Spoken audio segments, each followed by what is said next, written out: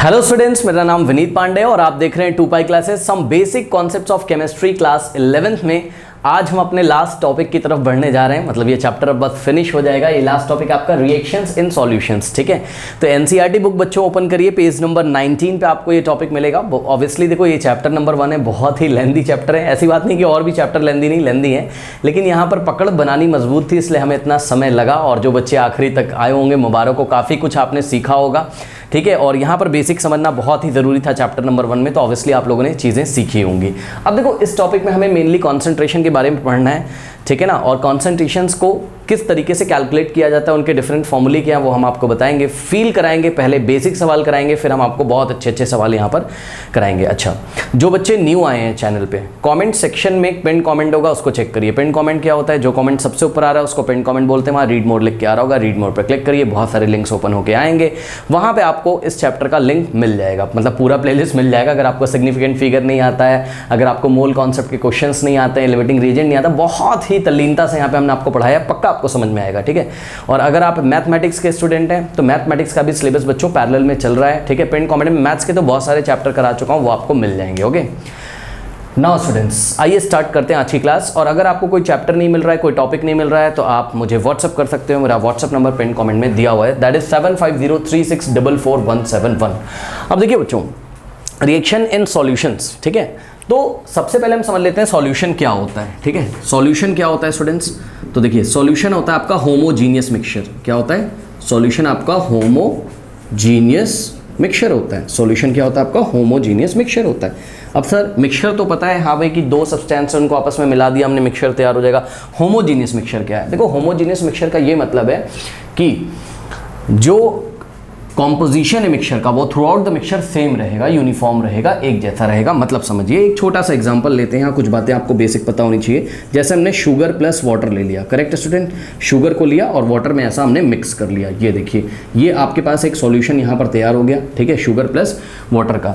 तो इस सॉल्यूशन को आप छोटे छोटे, ये देखिए छोटे छोटे ग्लास हैं आपके पास या छोटे छोटे फ्लास्क हैं, इसमें आप निकाल के रख लीजिए। थोड़ा सा इसमें रखा, थोड़ा सा इसमें रखा, थोड़ा सा इसमें रखा, थोड़ा सा इसमें रखा। फिर आप इसको टेस्ट करो, एक बार इसको टेस्ट करो, ठीक है ना, पी जाओ ये शरबत। फिर इसको टेस्ट करो, थोड़ी देर के बाद इसको टेस्ट करो, थोड़ी देर के बाद इसको टेस्ट करो। आप क्या देखोगे स्टूडेंट्स? आप ये देखोगे इसका टेस्ट, सबका टेस्ट एक जैसा आ रहा है, ठीक है ना। मतलब ये है कि जो आपने शुगर प्लस वाटर यहाँ पे तैयार किया हुआ है, इसके पर यूनिट वॉल्यूम में, इसके पर यूनिट वॉल्यूम को अगर हम चेक करें तो इसके पर यूनिट वॉल्यूम में जो शुगर की मात्रा है और जो वाटर की मात्रा है वो एक जैसी। एग्जांपल के तौर पे मान लीजिए, आप समझ लीजिए कि इसके पर यूनिट वॉल्यूम में जब हमने चेक किया तो शुगर के 10 मोल्स थे, मान लो, मानने में क्या जा रहा है, और वाटर के 100 मोल्स थे, मान लीजिए, ठीक है, या वाटर के 80 मोल्स थे, ठीक है ना। नाउ यहाँ पे जब हमने चेक किया स्टूडेंट्स, ठीक है, नेक्स्ट पर यूनिट वॉल्यूम में जब हमने सैंपल लेके चेक किया तो हमें फिर से शुगर, ये शुगर है और ये आपका क्या है? वाटर है, ठीक है ना। फिर से हमने जब चेक किया तो हमें 10 मोल शुगर मिला, एस मतलब शुगर, और हमें 80 मोल क्या मिला? वाटर मिला, करेक्ट। तो इस तरीके से पर यूनिट वॉल्यूम में जब आप बार बार चेक कर रहे हो इस सैंपल, इस सॉल्यूशन के सैंपल को लेके, इसका पर यूनिट वॉल्यूम जब आप बार बार चेक कर रहे हो तो आप क्या देख रहे हो? जितना शुगर है उतना ही, जितना शुगर है और जितना वाटर है पर यूनिट वॉल्यूम में, वो चेंज नहीं रहता, वो यूनिफॉर्म रहता है, वो एक जैसा रहता है। तो ये होमोजीनियस का मिक्सचर का मतलब होता है, करेक्ट। अब हेट्रोजीनियस का क्या मतलब होता है? या होमोजीनियस सॉल्यूशन का ये मतलब होता है क्या? Composition through out the mixture is same. अब हेट्रोजीनियस क्या होता है? जैसे नमकीन खाते हो आप, नमकीन देखा होगा आपने, खाते हो भुजिया, नमकीन, तो नमकीन हेट्रोजीनियस होता है। वहाँ पे देखिए जरा, ये नमकीन का सैंपल है, यहाँ से आपने उठाया तो आपको 2 बादाम मिल गए, यहाँ से आपने उठाया तो आपको एक ही बादाम मिला, यहाँ से उठाया तो बादाम ही नहीं मिला। यानी कि पर यूनिट वॉल्यूम में आपका जो आपके जो कॉन्स्टिट्यूएंट पार्टिकल्स हैं, ठीक है, उनका कॉम्पोजिशन यूनिफॉर्म नहीं है, उनका कॉम्पोजिशन एक जैसा नहीं है, करेक्ट। तो सॉल्यूशन सबको पता चल गया होगा, सॉल्यूशन होमोजीनियस मिक्सचर होता है, करेक्ट स्टूडेंट्स। अब बहुत सारी रिएक्शंस लैब में सॉल्यूशन में ही करी जाती हैं, ठीक है। उसका आप लैब जब करोगे, स्कूल खुलेगा या आप स्कूल गए होगे, ठीक है, बाद में वीडियो देख रहे होगे, तो बहुत सारी जो रिएक्शंस होती हैं, मैक्सिमम रिएक्शन आपकी सॉल्यूशंस में ही होती हैं, ठीक है। लैब में हम ऐसा टेस्ट ट्यूब में सॉल्यूशन बनाते हैं, उसमें रिएक्शन करके कुछ ना कुछ ऑब्जर्वेशन करते हैं, वहाँ रिजल्ट निकालते हैं, कुछ कंक्लूजन निकालते हैं, ठीक है ना। तो ये बात हो गई। तो अब बात आती है यहाँ पर सॉल्यूशन के कॉम्पोनेंट। तो दो सॉल्यूशन के यहाँ पे 2 कॉम्पोनेंट होंगे, ठीक है। सॉल्यूशन के यहाँ पर 2 कॉम्पोनेंट होंगे, सॉल्यूट और सॉल्वेंट। इसको एग्जाम्पल के तौर से समझ लेते हैं बच्चों, ठीक है, एग्जाम्पल लेके समझ लेते हैं इसको। जैसे शुगर प्लस वाटर वाला ही जो सॉल्यूशन था आपका, ये देखिए ये जो सॉल्यूशन आपका बना हुआ है, ठीक है ना, किसका सॉल्यूशन था ये, शुगर प्लस वाटर का ये सॉल्यूशन था, करेक्ट। तो शुगर यहाँ पर सॉल्यूट हो जाएगा आपका, ठीक है, शुगर यहाँ पर सॉल्यूट हो जाएगा और वाटर क्या हो जाएगा आपका, सॉल्वेंट हो जाएगा। ये आप ध्यान रखिएगा, ठीक है ना, मतलब आप थोड़ा थोड़ा समझ रहे होगे। जिसको डिसॉल्व किया जाता है वो सॉल्यूट होता है, जिसमें डिसॉल्व किया जाता है वो सॉल्वेंट होता है, करेक्ट। याद रखिएगा, शुगर को हमने डिसॉल्व कर दिया किसमें, वाटर में, तो शुगर हो गया सॉल्यूट और वाटर हो गया सॉल्वेंट। जनरली आप अपनी नॉलेज के लिए समझ सकते हैं, सॉल्यूट वही होगा जो लेस क्वांटिटी में होगा, जनरली जो लेस क्वांटिटी में होगा, ठीक है, जिसकी क्वांटिटी क्या होगी, लेस होगी, ठीक है। जो कम मात्रा में अवेलेबल होगा वो सॉल्यूट होगा, और जो जिसकी क्वांटिटी आपको मोर ज़्यादा मिलेगी, ठीक है, मोर क्वांटिटी जिसकी होगी, ज़्यादा क्वांटिटी जिसकी होगी, वो आपका जनरली क्या होता है, आपका सॉल्वेंट होता है, करेक्ट। तो आप शुगर प्लस वाटर का सॉल्यूशन बनाते हो, आप देखते हो शुगर आपका कम मात्रा में रहता है तो वो सॉल्यूट हो गया, और वाटर आपका ज़्यादा मात्रा में होता है वो सॉल्वेंट हो गया, ठीक है। और यहीं पे आपको याद रखना है कि सॉल्यूट प्लस सॉल्वेंट को अगर हम, मतलब सॉल्यूट का मास और अगर सॉल्वेंट का मास हम ऐड कर दें, है ना, दोनों का मास अगर हम ऐड कर दें, जैसे कि एग्जांपल के तौर पे आपने 10 ग्राम शुगर ले ली मान लो, और आपने 100 ग्राम वाटर ले लिया, ठीक है ना, तो सॉल्यूट कितना है 10 ग्राम, सॉल्वेंट कितना है 100 ग्राम। हमने पूछा कि कितना सॉल्यूशन बनेगा, तो जो सॉल्यूशन बनता है, याद रखिएगा, सॉल्यूशन के दो ही तो कंपोनेंट हैं, सॉल्यूट और सॉल्वेंट से मिलकर बना हुआ है, तो सॉल्यूशन का जो मास आएगा वो सॉल्यूट का मास प्लस सॉल्वेंट के मास के इक्वल होगा, यानी कि सॉल्यूशन का मास यहाँ 100 + 10 कितना हो जाएगा, 110 ग्राम सॉल्यूशन यहाँ पे आपके पास है। तो ये तो आपको सॉल्यूशन की कहानी पूरी समझ में आ गई। सॉल्यूशन के दो कंपोनेंट हैं, सॉल्यूट और सॉल्वेंट, करेक्ट। अब बात करते हैं something is called concentration of the solution, ठीक है स्टूडेंट्स। तो ये देखिए अब ये क्या होता है, ठीक है ना, कॉन्सेंट, ये शब्द आपने सुना होगा क्लास 11th में, क्लास 9th में भी हमने पढ़ा था। कॉन्सेंट्रेशन ऑफ सॉल्यूशन, इसका क्या मतलब होता है, कॉन्सेंट्रेशन ऑफ सॉल्यूशन, ठीक है। देखिए कॉन्सेंट्रेशन का वैसे तो मतलब होता है हिंदी में सांद्रता, ठीक है। अब ये सांद्रता क्या होता है, सांद्रता मतलब गाढ़ापन, ठीक है, गाढ़ापन, कितना गाढ़ा है कोई गाढ़ापन, ये क्या अजीब सा, सुनो, गाढ़ापन, गाढ़ापन मतलब देखो, जैसे कि हमने क्या किया है, हमने, आप एग्जाम्पल के तौर पे समझिए, हमने एक बार बनाया सॉल्यूशन ए, ये देखिए ये या फर्स्ट सॉल्यूशन बनाया, इस फर्स्ट सॉल्यूशन में हमने क्या किया, ध्यान दें स्टूडेंट्स, हमारा वाटर है 100 ग्राम, करेक्ट। तो 100 ग्राम वाटर में हमने क्या किया, हमने यहाँ 20 ग्राम शुगर डाल दिया, 100 ग्राम वाटर में 100 ग्राम वाटर लिया और 20 ग्राम शुगर डाला, और सैंपल बी जब हमने तैयार किया, सॉल्यूशन बी जब हमने तैयार किया, तो वहाँ पर हमने 100 ग्राम वाटर लिया, ठीक है ना, लेकिन 100 ग्राम वाटर में हमने 20 ग्राम शुगर की जगह कितना शुगर डाल दिया, 40 ग्राम शुगर डिजॉल्व करा लिया, मान लीजिए कि ऐसा हो जाता है, ठीक है ना। तो 100 ग्राम वाटर में फर्स्ट केस में 20 ग्राम शुगर, सेकंड केस में 100 ग्राम वाटर में 40 ग्राम शुगर। तो आप बताओ इसको टेस्ट करोगे और इसको टेस्ट करोगे, ये सैंपल 2 है आपका या सॉल्यूशन 2 है, बताइए कौन सा सॉल्यूशन ज़्यादा मीठा आपको लगेगा, किसका कॉन्सेंट्रेशन ज़्यादा है, बताइए। सेकंड वाले सॉल्यूशन का कॉन्सेंट्रेशन ज़्यादा है, ठीक है ना, सही बात है, यही तो ज़्यादा मीठा है, इसमें ज़्यादा चीनी है यार, है ना, तो इसका ये मतलब है इसमें ज़्यादा शुगर है, ठीक है। इसका ये मतलब है स्टूडेंट्स कि कहीं ना कहीं जो कॉन्सेंट्रेशन है वो किससे रिलेटेड है, सॉल्यूट की क्वांटिटी से। किसकी क्वांटिटी से, सॉल्यूट की क्वांटिटी से। भाई ध्यान दो ना, यहाँ पे आपका शुगर कितना है, यहाँ पे आपका शुगर 20 ग्राम है, और यहाँ पर आपका शुगर क्या है, यहाँ पे आपका शुगर क्या है, 40 ग्राम है। लेकिन आपने एक चीज़ ध्यान दी, हमने वाटर के मास को चेंज नहीं किया, हमने फर्स्ट केस में भी 100 ग्राम वाटर लिया था, सेकंड केस में भी 100 ग्राम वाटर लिया था, ठीक है ना, यानी कि यहाँ पर जो आपका सॉल्वेंट है उसकी मात्रा हमने नहीं चेंज करी, और हमने बता दिया दिए गए सॉल्वेंट में, सॉल्वेंट है ना वाटर आपका, दिए गए सॉल्वेंट में, ठीक है, दिए गए सॉल्वेंट में कितना शुगर अवेलेबल है, इसके बारे में हम बात कर रहे हैं। तो जब दिए गए सॉल्वेंट में ज़्यादा शुगर अवेलेबल होगा, यानी कि दिए गए सॉल्वेंट में ज़्यादा सॉल्यूट अवेलेबल होगा, तो हम बोलेंगे कॉन्सेंट्रेशन ज़्यादा है, और दिए गए सॉल्वेंट में, यानी कि दिए गए जो वाटर है यहाँ पर, उसमें अगर कम सॉल्यूट आपका अवेलेबल है तो कॉन्सेंट्रेशन कम हो गई। थोड़ा थोड़ा आप यहाँ पे फील कर पा रहे होगे। तो एक्चुअल डेफिनेशन क्या है कॉन्सेंट्रेशन का, वो आप देखिए। हम बोलेंगे हाँ ये शरबत ज़्यादा गाढ़ा है, इसकी सांद्रता ज़्यादा है, ठीक है ना, ये ज़्यादा मीठा लग रहा है, ठीक है। अब देखो जरा ध्यान से, कॉन्सेंट्रेशन ऑफ सॉल्यूशन का जो टेक्निकल डेफिनेशन होता है वो होता है क्या, अमाउंट ऑफ, नोट करेंगे सभी बच्चे, amount of solute, amount of solute in the, amount of solute in the given, in the given amount of solvent, in the given amount of solvent, और in the given amount of solution, the given amount of solution. याद रखिएगा ये एक basic सा definition है। क्या, amount of solute को आप चेक करते हो किसमें, या तो गिवन सॉल्वेंट में चेक करते हो, या तो गिवन सॉल्यूशन में भी चेक करते हो। कभी कभी दोनों में अंतर है भाई, सॉल्यूशन किससे मिलके बनता है, सॉल्यूट और सॉल्वेंट से, और सॉल्वेंट तो आपका सॉल्वेंट ही है, बस पता है आपको। तो आप अमाउंट ऑफ सॉल्यूट चेक करोगे किसमें, आप अमाउंट ऑफ सॉल्यूट चेक करोगे गिवन अमाउंट ऑफ सॉल्वेंट में चेक करोगे, या तो गिवन अमाउंट ऑफ सॉल्यूशन में चेक करोगे। बस ये बेसिक सा डेफिनेशन है, ठीक है। ओके, अब आगे बढ़ेंगे तो धीरे धीरे आपको क्लियर होगा, ठीक है। चलो, मतलब कि अगर गिवन अमाउंट ऑफ सॉल्वेंट में आपका सॉल्यूट ज़्यादा है तो कॉन्सेंट्रेशन ज़्यादा होगी, या फिर गिवन अमाउंट ऑफ सॉल्यूशन में अगर आपका सॉल्यूट ज़्यादा है तो कॉन्सेंट्रेशन ज़्यादा होगी, बस सिंपल, ठीक है। और कॉन्सेंट्रेशन एक रिलेटिव थिंग है, एक रिलेटिव थिंग है। रिलेटिव थिंग मतलब आपको कॉन्सेंट्रेशन ज़्यादा है कि कम है ये निकालने के लिए आपको कम से कम 2 सैंपल आपके पास होने चाहिए, तभी तो कंपेयर कर पाओगे ना।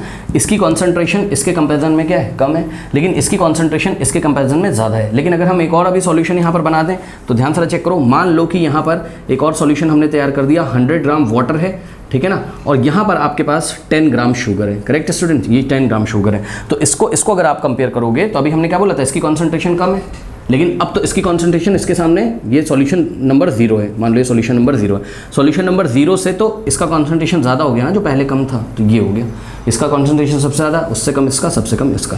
तो जब इन दोनों में कॉम्पिटिशन कराए थे तो इसका कॉन्सेंट्रेशन कम था, लेकिन ये नहीं कि इसका कॉन्सेंट्रेशन हमेशा कम रहेगा, रिलेटिव थिंग है यार। इसके कंपैरिजन में कोई और सॉल्यूशन आ जाएगा तो शायद इसका कॉन्सेंट्रेशन उससे ज़्यादा हो जाएगा, तो ये रिलेटिव टर्म है, ओके। चलो, अब बच्चों यहाँ पर देखिए, कॉन्सेंट्रेशन निकालने के आपके डिफरेंट यहाँ पर फॉर्मूले दिए होते हैं, ठीक है। डिफरेंट टाइप से आपका कॉन्सेंट्रेशन कैलकुलेट किया जाता है। तो फर्स्ट टॉपिक इसमें जो हमको पढ़ना है वो पढ़ना है मास परसेंटेज और वेट परसेंटेज, जिसको W/W% भी बोला जाता है। फिर पढ़ना है मोल फ्रैक्शन, फिर मोलारिटी, फिर मोलारिटी, एक एक करके करेंगे। सवाल करोगे तभी इसमें फील आएगा, हम आपको फील करा देंगे, परेशान ना हो, ठीक है ना। तो फर्स्ट वाला देखिए, मास परसेंटेज। फर्स्ट हम पढ़ने जा रहे हैं क्या, मास, यहाँ पे करते हैं, ठीक है। फर्स्ट हम पढ़ने जा रहे हैं क्या, मास परसेंटेज, ठीक है, या मास परसेंट। इसको हम क्या बोलते हैं, वेट परसेंट भी इसको हम बोलते हैं। देखिए, इसका फॉर्मूला होता है आपका क्या, इसका फॉर्मूला होता है मास ऑफ सॉल्यूट, ध्यान देंगे students, mass of solute divided by mass of solution, mass of solution, ध्यान दें, ठीक है। Mass of solute divided by mass of solution into 100। ये लीजिए, ये मास परसेंट आ गया या फिर आपका वेट परसेंट आ गया। क्या फॉर्मूला होता है, मास ऑफ सॉल्यूट, देखो गड़बड़ मत करना, मास ऑफ सॉल्यूट, नीचे यहाँ सॉल्यूशन रखा है, कभी कभी नीचे सॉल्वेंट भी आएगा, वो हम आपको बताएंगे, ठीक है, रुक जाइए। Mass of solute divided by mass of solution into 100, ये आ जाएगा आपका मास परसेंट, ठीक है ना। अब ये कैलकुलेशन करते टाइम आपको याद रखना है यहाँ पर क्या, अगर तो सॉल्यूट आपका ग्राम में है तो सॉल्यूशन भी आपका किस में होना चाहिए, ग्राम में, याद रखिएगा। अगर तो सॉल्यूट आपका किलोग्राम में आपने रखा हुआ है, ठीक है, तो सॉल्यूशन का भी आप जो मास हो किलोग्राम में रखोगे। इससे क्या फायदा है, अगर दोनों को ग्राम में रखोगे, ग्राम से ग्राम कट जाएगा, परसेंटेज में आएगा ना आंसर, तो परसेंटेज का कोई यूनिट नहीं होता। अगर दोनों को किलोग्राम में रखोगे तो किलोग्राम से किलोग्राम कट जाएगा और परसेंटेज का कोई यूनिट नहीं होता है। तो याद रखिएगा, या तो दोनों को ग्राम में रखिएगा या तो दोनों को किलोग्राम में रखिएगा, करेक्ट स्टूडेंट। आइए अब हम आपको एक एग्जाम्पल देते हैं। मान लीजिए कि एग्जाम्पल के तौर पर एक हमें बोला किसी ने 5% mass by mass NaCl solution, ठीक है, कोई NaCl सॉल्यूशन है, उसका मास परसेंट ऐसे सुनो, मान लो आपको मास परसेंट ऑफ NaCl सॉल्यूशन दिया हुआ है, मास परसेंट ऑफ NaCl सॉल्यूशन दिया हुआ है, कितना दिया है, 5%। अब आपसे पूछ रहा है इसका मीनिंग बता दो, इसका क्या मीनिंग है। मास percent of NaCl solution, NaCl मतलब सोडियम क्लोराइड, जो कॉमन सॉल्ट होता है, उसका आपको सॉल्यूशन दिया हुआ है, कितना, उसका मास परसेंट कितना दिया है, 5%। आपसे पूछा इसका मीनिंग बता दो, तो इसका मीनिंग देखो आप कैसे बताओगे, सुनो। मास परसेंट कितना दिया हुआ है, 5%।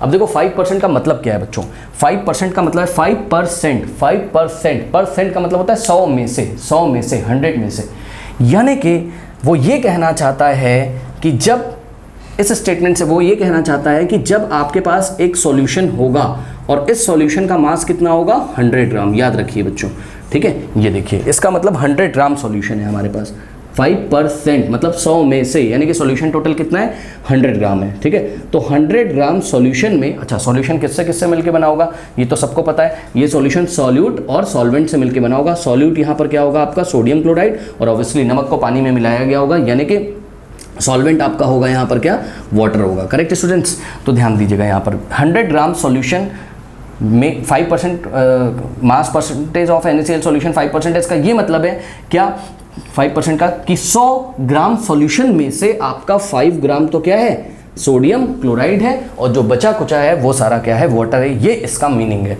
तो बताओ टोटल सॉल्यूशन कितना था, 100 ग्राम, 5 ग्राम सोडियम क्लोराइड हो गया तो पानी कितना हो गया, 95 ग्राम। ये देखिए इसका मीनिंग होता है। तो आप लोग समझ लीजिएगा मास परसेंट का मीनिंग क्या होता है। जैसे कि मान लीजिए हम आपको दूसरा एग्जांपल देते हैं। मान लीजिए कि अगर उसने यहाँ पर बोला होता क्या, मास percent of sodium chloride solution is 35%, मान लीजिए ऐसे करके उसने बोल दिया था। तो ये तो बहुत ज़्यादा कॉन्सेंट्रेटेड है। ये आपको क्या इन्फॉर्मेशन दे रहा है, ये आपको ये इन्फॉर्मेशन दे रहा है। देखिए 35% मतलब अगर हम 100 ग्राम सॉल्यूशन लें तो उसमें से 35 ग्राम, 100 ग्राम सॉल्यूशन मतलब टोटल मास सॉल्यूशन का 100 ग्राम है, तो उसमें से आपका जो 35 ग्राम है वो तो क्या होगा, सोडियम क्लोराइड, और बचा कुचा जो भी है वो आपका क्या होगा, वाटर होगा। तो कितना बच जाएगा, मेरे ख्याल से 65 ग्राम। यस, 65 ग्राम आपका वाटर होगा। तो अब आई थिंक आपको मास परसेंट कहीं पे दिया हो तो उसका मीनिंग आपको बताना आ जाएगा। अगर आपसे कोई पूछेगा तो इसका क्या मतलब है आपको पता है। इसका फील आपको होना बहुत ज़रूरी है। जब भी आपको मास परसेंट दिया हो आप तुरंत समझ जाएगा इसका फील क्या होता है, ठीक है ना। चलो नाउ अब आइए एक सवाल करते हैं, ठीक है।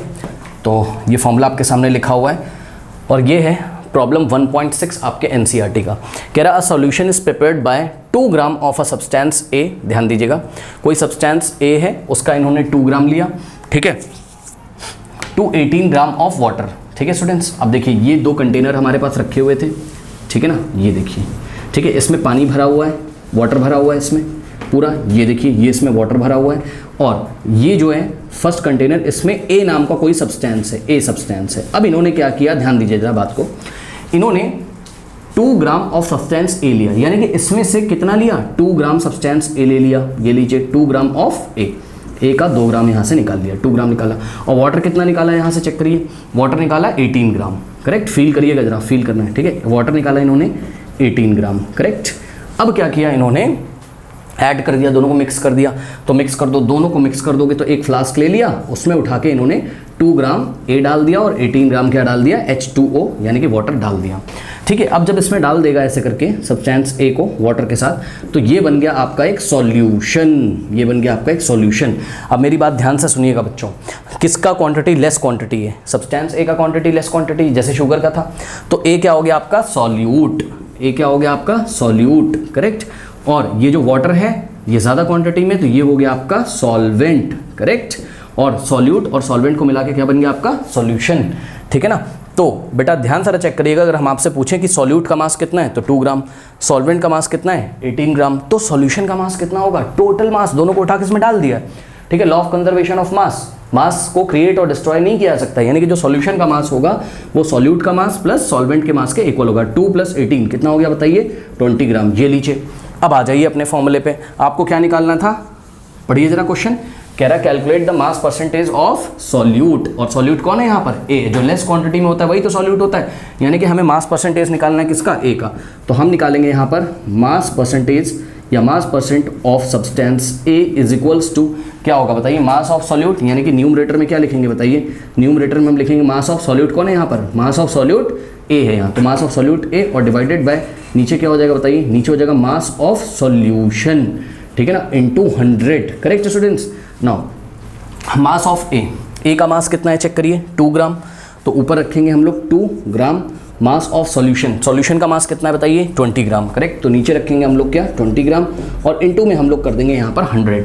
ध्यान दीजिए सॉल्यूट का यूनिट भी ग्राम में है और सॉल्यूशन का यूनिट भी ग्राम में, तो ग्राम से ग्राम आपका कैंसिल हो जाएगा, इसको आप सॉल्व करोगे, 0 से 0 यहाँ पर कैंसिल हो गया, 2 से 2 हो गया, बचा 10, और 10 क्या परसेंट, ये आ गया मास परसेंट ऑफ सॉल्यूट ए।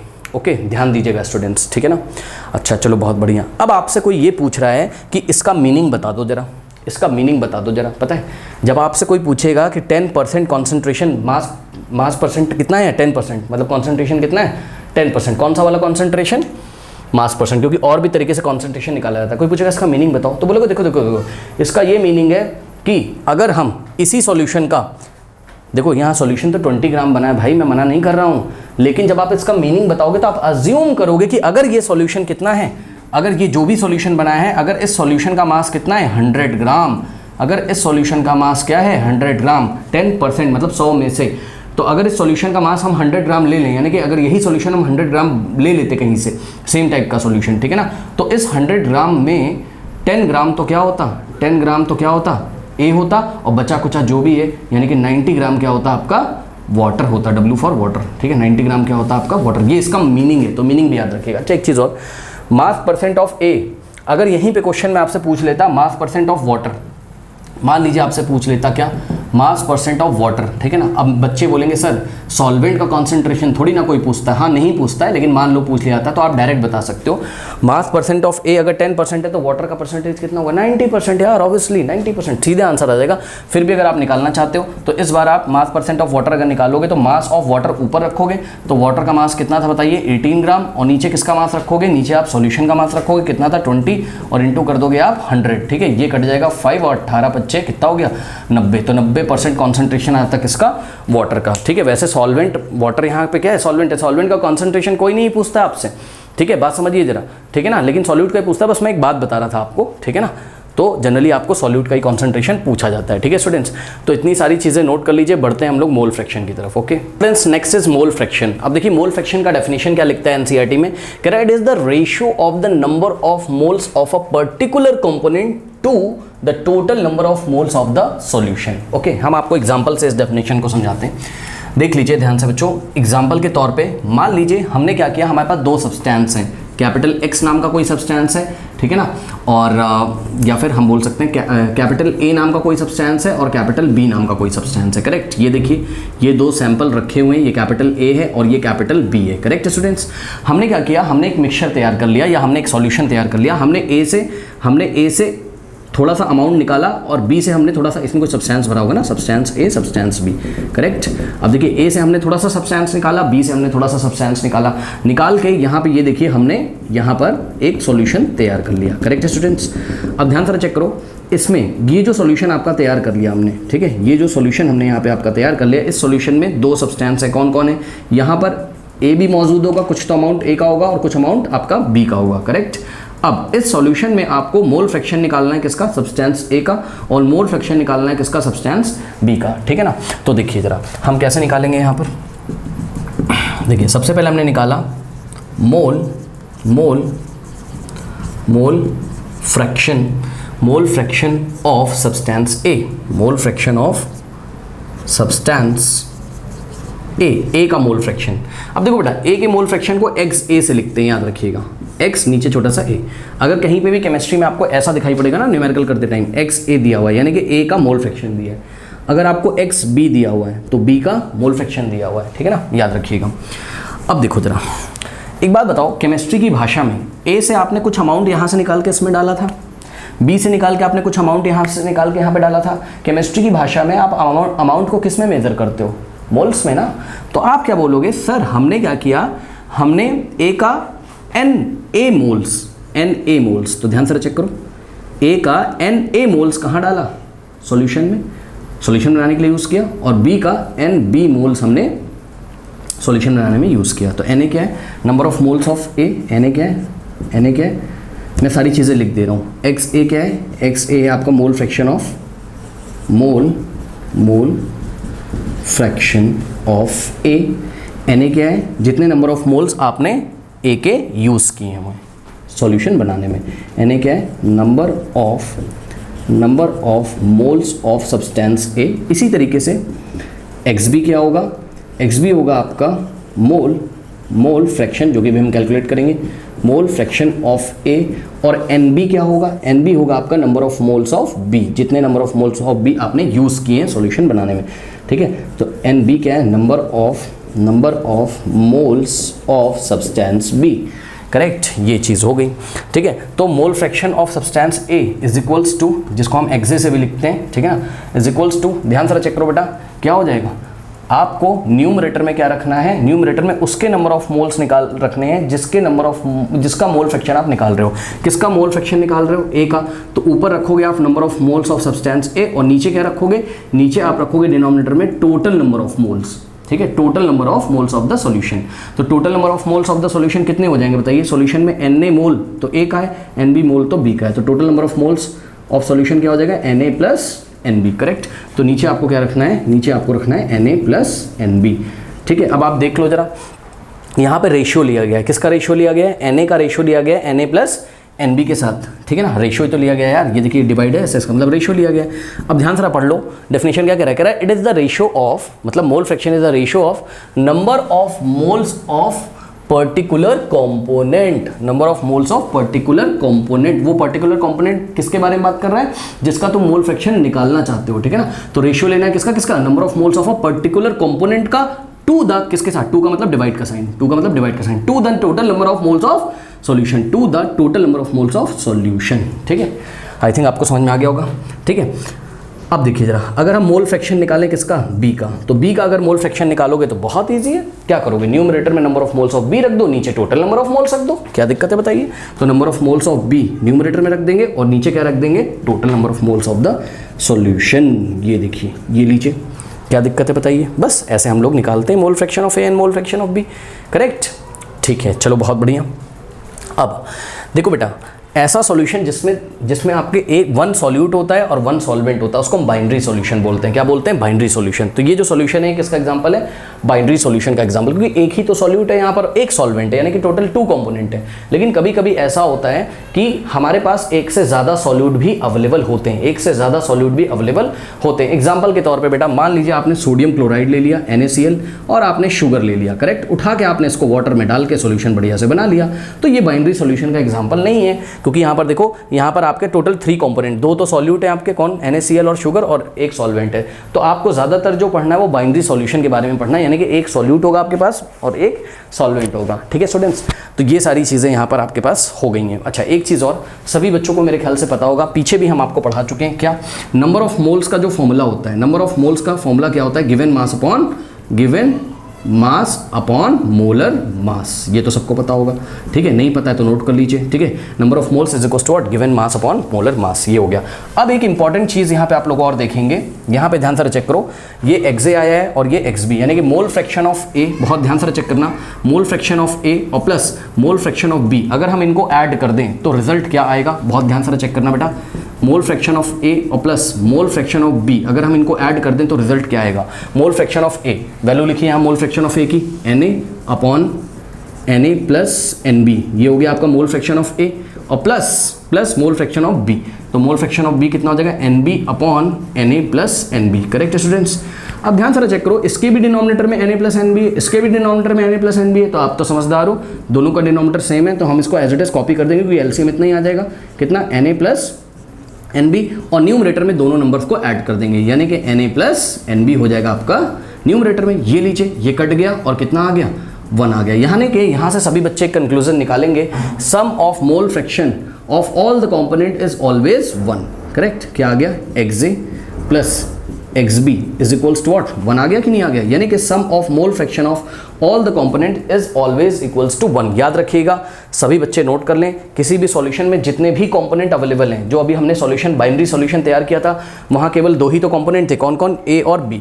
तो अगर दोनों के मोल फ्रैक्शंस का अगर आप सम करोगे तो वो हमेशा किसके इक्वल आएगा, 1 के इक्वल आएगा। माइंड इट, ध्यान देंगे स्टूडेंट्स। एग्जाम्पल के तौर पर मान लीजिए मैं आपको एक सवाल देता हूँ, मेरा छोटा सा क्वेश्चन सुनिए। मैंने आपको क्वेश्चन दे दिया कि इन अ बाइनरी सॉल्यूशन, सॉल्यूशन कैसा है, बाइनरी, ठीक है, ये एक बाइनरी सॉल्यूशन है, और इस बाइनरी सॉल्यूशन में 2 कंपोनेंट, आपके कंपोनेंट A और कंपोनेंट B, 2 ही कंपोनेंट है, और हमने आपको बोल दिया कि भाई mole fraction of component A is equals to 0.4, और हमने आपसे पूछ लिया mole fraction of component B, बताइए कितना होगा। तो आप तुरंत सोचोगे, अच्छा सॉल्यूशन में तो 2 ही कंपोनेंट है, तो दोनों के जो मोल फ्रैक्शन का सम होगा वो किसके इक्वल होगा, 1 के इक्वल होगा। इसका मतलब आप ये वाला फॉर्मूला लगा दोगे, XA plus XB is equals to 1। XA दिया हुआ है कितना, 0.4, तो XA यानी कि मोल फ्रैक्शन ऑफ A दिया हुआ है 0.4, और XB यानी कि मोल फ्रैक्शन ऑफ B की वैल्यू क्या आप नहीं निकाल सकते, 0.4 को उधर ले जाओगे माइनस हो जाएगा, तो XB इज इक्वल्स टू क्या आ जाएगा, 0.6, और ये चीज़ आप ध्यान रखें। अच्छा, एक चीज़ और, मोल फ्रैक्शन का कोई यूनिट नहीं होता है स्टूडेंट्स, मोल फ्रैक्शन का कोई यूनिट नहीं होता है। क्यों नहीं होता है बेटा, ध्यान से चेक करो,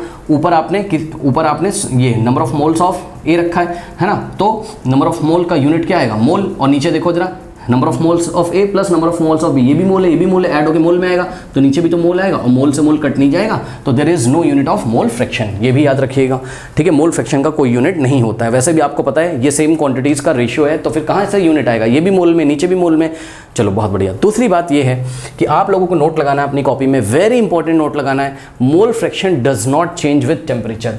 मोल फ्रैक्शन टेम्परेचर के साथ चेंज नहीं होता है। उदाहरण के तौर पे ये हमने एक बाइनरी सॉल्यूशन लिया था, इस बाइनरी सॉल्यूशन में आपके दो कंपोनेंट अवेलेबल थे ए और बी। ये देखिए एक सॉल्यूशन हमने बनाया था, इसमें दो कंपोनेंट है आपके ए और बी, बाइनरी सॉल्यूशन है, ठीक है। अभी इसका टेम्परेचर है बेटा मान लो 25 डिग्री सेल्सियस, ठीक है ना। तो इसमें नंबर ऑफ मोल्स ऑफ ए कितना है 0.4, सॉरी मोल फ्रैक्शन ऑफ ए कितना है 0.4 और मोल फ्रैक्शन ऑफ बी कितना है 0.6। अगर टेम्परेचर ये बढ़ाकर थोड़ी देर के बाद आपने 40 डिग्री सेल्सियस कर दिया, इस सॉल्यूशन का अगर टेम्परेचर आपने बढ़ा दिया, ठीक है, तो इसके मोल फ्रैक्शन चेंज नहीं होंगे, नोट कर लीजिएगा, ठीक है ना। मोल फ्रैक्शन अभी भी ए का मोल फ्रैक्शन 0.4, बी का मोल फ्रैक्शन 0.6 ही होगा। मोल फ्रैक्शन टेम्परेचर चेंज करने से चेंज नहीं होता है, याद रखिएगा। देखो सीधी सी बात है यार, तुम टेम्परेचर चेंज कर रहे हो ना भैया, टेम्परेचर चेंज करने से क्या नंबर ऑफ मोल्स चेंज हो जाएंगे ए के या बी के? बिल्कुल नहीं। नंबर ऑफ मोल्स का मतलब क्या भाई? पार्टिकल्स ना, पार्टिकल्स की संख्या। मोल्स किसको बताता है? पार्टिकल्स की संख्या को। 1 मोल में 6.022 इंटू 10⁻23 पार्टिकल्स होते हैं, ठीक है। तो जब तुम टेम्परेचर यहाँ पर चेंज कर रहे हो तो क्या जो अंदर पार्टिकल्स मौजूद होंगे किसके, ए के और बी के, वो चेंज हो जाएंगे? नहीं। तो ना तो ए का नंबर ऑफ मोल चेंज होगा, ना तो बी का नंबर ऑफ मोल चेंज होगा। जब ए का भी मोल चेंज नहीं होगा, बी का भी मोल चेंज नहीं होगा, अरे यार तुम्हारे टेम्परेचर चेंज करने से ऐसा थोड़ी ना है कि पार्टिकल गायब हो जाएगा वहाँ से, है ना, ऐसा तो नहीं है, ठीक है ना। हाँ वो अलग बात है कि वेपर बन के सॉल्यूशन के उड़ जाते हैं, वो सब नहीं। लेट अस अज्यूम वेपर ऊपर नहीं बनता, वो सब हम क्लास 12th में सॉल्यूशन वाले चैप्टर में पढ़ेंगे। तो आप जब टेम्परेचर चेंज करोगे तो ए के भी मोल नहीं चेंज हुए, बी के भी मोल चेंज नहीं हुए, तो बताओ मोल फ्रैक्शन कैसे चेंज हो जाएगा? यहाँ पे देखिए मोल फ्रैक्शन आता किससे? Number of moles of A divided by number of moles of A plus number of moles of B. ना एन ए चेंज हुआ ना एन बी चेंज हुआ, तो ये वैल्यू चेंज नहीं होगी, ये भी वैल्यू चेंज नहीं होगी। इसलिए जो मोल फ्रैक्शन है वो आपका टेम्परेचर के साथ चेंज नहीं होता है। ये सारी चीज़ें आप लोग बच्चों नोट कर लीजिए। मैं आपको एक बढ़िया सा सवाल कराता हूँ, नोट कर लीजिए, नोट कर लीजिए, कर लिया? चलो अब नाउ स्टूडेंट्स क्वेश्चन देखिए। Calculate the mole fraction of water in a mixture of 12 gram. Mole fraction of water इन्होंने पूछा हुआ है, ठीक है ना।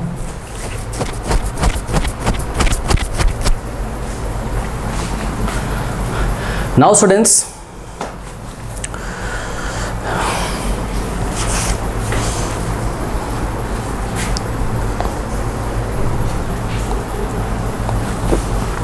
नाउ स्टूडेंट्स क्वेश्चन देखिए। Calculate the mole fraction of water in a mixture of 12 gram water, 100 gram acetic acid and 92 gram ethyl alcohol. तो पहले तो आपको फॉर्मूला, केमिकल फॉर्मूला याद होना चाहिए बेटा सबका। वाटर का केमिकल फॉर्मूला बोलिए सभी बच्चे, H2O, ठीक है ना। उसके बाद किसकी बात करी है इसने? एसिटिक एसिड की। क्लास 10th में पढ़ा था। एसिटिक एसिड क्या होता है? एसिटिक एसिड क्या होता है आपका? एसिटिक एसिड होता है आपका, इसका केमिकल फॉर्मूला CH3COOH होता है, करेक्ट। उसके बाद इन्होंने बात करी इथाइल एल्कोहल की बात करी है, क्लास 10th में पढ़ा था। What is ethyl? इथाइल कौन सा एल्काइल होता है? C2H5, ठीक है। ये देखिए ये C2H5 ये होता है आपका इथाइल, और OH लगा दिया तो क्या बन गया? एल्कोहल, ठीक है, इथाइल एल्कोहल। तो ये हो गया आपका, देखिए इथाइल एल्कोहल, करेक्ट, ये हो गया। तो सभी के केमिकल फॉर्मूला आपको याद है। अब एक काम करो, सबके मोलर मास निकाल लो। वाटर का तो आता है सबको, मोलर मास कितना होता है? 18 ग्राम पर मोल, ठीक है। वाटर का कितना होता है? 18 ग्राम पर मोल, करेक्ट, ये तो सबको पता है। उसके बाद एसिटिक एसिड का निकाल लीजिए, डायरेक्ट निकालिए। कार्बन कितना होता है? 12 और कितने कार्बन है? 2, तो क्या हो जाएगा? 2 × 12, ठीक है। यहाँ पे निकाल के डायरेक्ट लिख देता हूँ। कार्बन कितने यहाँ पर चेक करो? 1 2, तो क्या हो जाएगा? 2 × 12 और प्लस हाइड्रोजन 3 + 1 4, तो हाइड्रोजन का 1 होता है। 4 × 1 और प्लस ऑक्सीजन कितने? 2, तो 2 × कितना हो जाएगा? 16, तो कितना आ जाएगा? 2 12 24 + 4 और प्लस 16 2 32, 4 + 4 ये कितना हो जाएगा? 28, 28 + 32 कितना हो जाएगा आपका? ये मेरे ख्याल से 60 हो जाएगा, ठीक है। वैसे भी एसिटिक एसिड का आप लोग को मोलर मास याद होना चाहिए, ये 60 ग्राम पर मोल होता है, ठीक है। हम पिछले लेक्चर्स में आपको शायद याद भी करा चुके हैं। उसके बाद इथाइल एल्कोहल का कैलकुलेट कर लीजिए स्टूडेंट्स। ये रहा आपके सामने इथाइल एल्कोहल। कार्बन कितने हैं यहाँ? 2, तो 2 × कितना हो जाएगा आपके पास? 12 प्लस हाइड्रोजन 5 + 1 6, यानी कि 6 × 1 और प्लस O ऑक्सीजन है यहाँ पर, ठीक है ना। 16 × 1, करेक्ट। नाउ ये हो जाएगा 24 और प्लस 6 और प्लस 16, ये हो जाएगा कितना? 30 + 16 कितना हो जाएगा आपका? 46, करेक्ट स्टूडेंट। ये भी आई थिंक आपको याद होना चाहिए इथाइल एल्कोहल का भी। ये सब सवाल करते करते याद हो जाएगा, ठीक है ना, टेंशन है नहीं कोई। ग्राम पर मोल, ये सारी चीज़ें हो गई, ठीक है। चलो बहुत बढ़िया। अब एक डायग्राम पहले बना लेते हैं। ये देखिए ये डायग्राम बना लीजिए स्टूडेंट्स। इस डायग्राम में क्या क्या मौजूद है, मतलब एक सॉल्यूशन बन गया होगा ना, एक सॉल्यूशन बन गया होगा। याद रखिए 12 ग्राम तो पानी है इसमें, 12 ग्राम क्या है आपका? वाटर है, ठीक है। 12 ग्राम क्या है आपका? वाटर है, करेक्ट। फिर इन्होंने क्या किया इसमें? 108 ग्राम एसिटिक एसिड डाला। 108 ग्राम क्या डाला? एसिटिक एसिड, यानी कि CH3COOH, करेक्ट। और इसमें 92 ग्राम इथाइल एल्कोहल डाल दिया। 92 ग्राम जो है आपका C2H5OH है, करेक्ट, ये डाल दिया, अब एक सॉल्यूशन बन गया होगा। इन्होंने क्वेश्चन आपसे क्या पूछा है, calculate the mole fraction of water, यानी कि आपको क्या पूछा है, सॉल्यूशन देखिए आपको पूछा है मोल फ्रैक्शन ऑफ वाटर, यानी कि XH2O, mole fraction of water. अब बताइए मोल फ्रैक्शन ऑफ वाटर निकालना है आपको, करेक्ट। तो आपको क्या निकालना होगा, यहाँ पर आपको निकालना होगा क्या, number of moles of water, ठीक है, और डिवाइडेड बाय क्या, टोटल नंबर ऑफ मोल्स। तो यहाँ पर क्या क्या अवेलेबल है बताइए, यहाँ पर आपका वाटर भी अवेलेबल है, एसिटिक एसिड भी, और इथाइल अल्कोहल भी अवेलेबल है। तो ये बाइनरी सॉल्यूशन तो है नहीं, क्योंकि यहाँ पर 2 से ज़्यादा कंपोनेंट अवेलेबल हैं, ठीक है ना। यानी कि डिनोमिनेटर में number of moles of water भी रखेंगे plus number of moles of CH3COOH भी रखेंगे। जितने भी टोटल आपके यहाँ पर कंपोनेंट अवेलेबल होते हैं सबके टोटल नंबर ऑफ मोल्स करके डिनोमिनेटर में रखते हैं, plus number of moles of C2H5OH हम रखेंगे, तो हमारा यहाँ पर वाटर का मोल फ्रैक्शन आ जाएगा। लेकिन सवाल ये है, सबसे पहले आपको number of moles of water पता होना चाहिए, number of moles of acetic acid और नंबर ऑफ मोल्स ऑफ आपको C2H5OH यानी कि एथाइल अल्कोहल पता होना चाहिए, करेक्ट स्टूडेंट्स।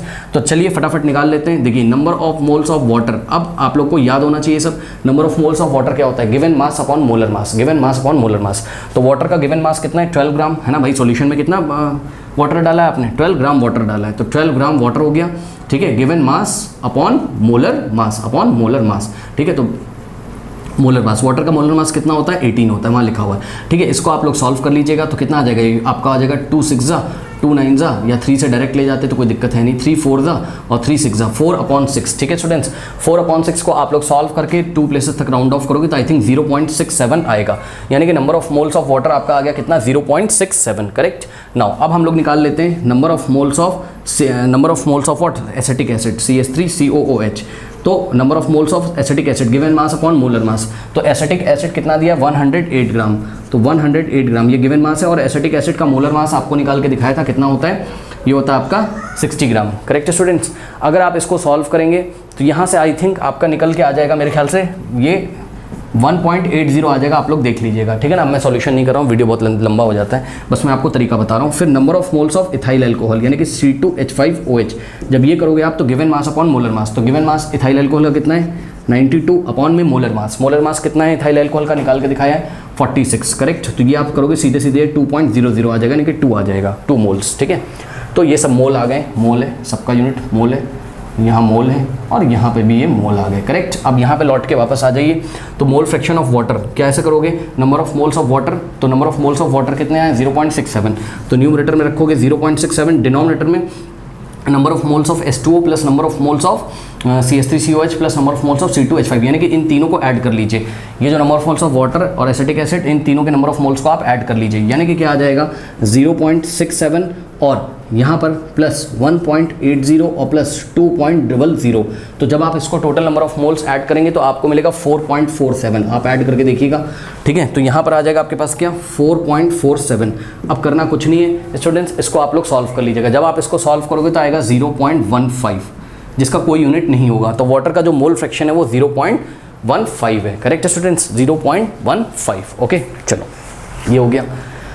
अब देखो कभी कभी मोल फ्रैक्शन को ना परसेंटेज में भी दे देते हैं ये लोग, तो उसमें कोई दिक्कत है नहीं। जब जो भी मोल फ्रैक्शन आ रहा है ना आंसर, उसको 100 से मल्टीप्लाई कर दो तो आपको परसेंटेज में आ जाएगा बस, यानी कि 15% में मोल फ्रैक्शन आ गया, ठीक है। तो ऐसा भी कभी कभी आप किसी सवाल में देखोगे तो ज़्यादा परेशान होने की ज़रूरत है नहीं। बहरहाल अब लौट के आइए यहाँ पर, तो ये तो हो गया हमारा आंसर। लेकिन हम आपसे क्या कह रहे हैं, मेरा क्वेश्चन सुनो, हम आपको ये बोल रहे हैं आप एक काम करो, आपने भी क्या निकाला, आपने मोल फ्रैक्शन निकाला किसका, वाटर का। अब हम आपसे कह रहे हैं मोल फ्रैक्शन वाटर का कितना आया 0.15 आ गया है ना। हम आपसे कह रहे हैं नहीं, आप हमें मोल फ्रैक्शन ऑफ एसिटिक एसिड भी निकाल के दिखाओ CH3COH, और आप हमें मोल फ्रैक्शन ऑफ इथाइल अल्कोहल यानी कि C2H5OH तीनों निकाल के दिखा दीजिए। चलिए आइए निकाल के दिखाइए। तो mole fraction of acetic acid यदि आप निकालोगे, CH3COOH आप निकालोगे, ठीक है। तो mole fraction of acetic acid given क्या हो जाएगा, नंबर ऑफ मोल्स ऑफ क्या हो जाएगा, देखिए number of moles of what CH3COOH upon नीचे क्या हो जाएगा टोटल नंबर ऑफ मोल्स, यानी कि तीनों का सम कितना आया था 4.47, ठीक है। और ऊपर एसिटिक एसिड के नंबर ऑफ मोल्स रखिए, number of moles of acetic acid रखिए, number of moles of acetic acid कितना आया था 1.80, तो 1.80 डिवाइडेड बाय 4.47, करेक्ट स्टूडेंट्स। इसको आप अगर सॉल्व करोगे तो आपको मिलेगा 0.40, आप सॉल्व करके देख लीजिएगा 0.40। अब अगर परसेंटेज में पूछता मोल फ्रैक्शन एसिटिक एसिड का, तो 0.40 को 100 से मल्टीप्लाई करते 40% आ जाता। अब मेरी बात ध्यान से सुनिए, बहुत ध्यान से मेरी बात सुनिए। मैं आपसे पूछ रहा हूँ क्या कि number of moles of C2H5OH, तो क्या ये कैलकुलेट करने की ज़रूरत है? तो जवाब है नहीं, ये कैलकुलेट करने की ज़रूरत नहीं, ये अपने आप आ जाएगा। कैसे आ जाएगा? ध्यान से चेक करो। अगर आपको कैलकुलेट करना हो तो आप कैलकुलेट कर सकते हो। Number of moles of ethyl alcohol ऊपर रखिएगा, नीचे टोटल नंबर ऑफ मोल्स रखिएगा। यानी कि आप ऐसे कर सकते हो उसको, x C2H5OH mole fraction of ethyl alcohol is given by number of moles of ethyl alcohol कहाँ रखेंगे? न्यूमरेटर में कितना है? 2.00, और नीचे क्या रखेंगे? टोटल रखेंगे। टोटल कितना है? 4.47। जब आप इसको सॉल्व करोगे तो आ जाएगा 0.45। लेकिन इसको करने का दूसरा तरीका है, इसमें टाइम वेस्ट करना नहीं है हमें, ठीक है ना। हम क्या कर सकते हैं, याद करिए, हमने आपको बताया था किसी भी सॉल्यूशन में जितने भी कंपोनेंट अवेलेबल होते हैं सबका अगर हम मोल फ्रैक्शन का सम करें तो 1 के इक्वल आता है। यानी कि मोल फ्रैक्शन ऑफ वाटर और plus mole fraction of CH3COOH और plus mole fraction of C2H5OH is equals to, ये 1 आना चाहिए, बाइनरी सॉल्यूशन हो चाहे ना हो, ठीक है। सम मोल फ्रैक्शन का हमेशा जितने भी कंपोनेंट है सबका सम कर दोगे तो कितना आता है? 1 आता है, करेक्ट। अब देखिए मोल फ्रैक्शन ऑफ वाटर आपको पता है कितना आ गया था, ये आपका 0.15, तो यहाँ रख देते 0.15 plus mole fraction of acetic acid आप पहले ही निकाल चुके हो, कितना आया था? 0.40, correct, plus mole fraction of C2H5OH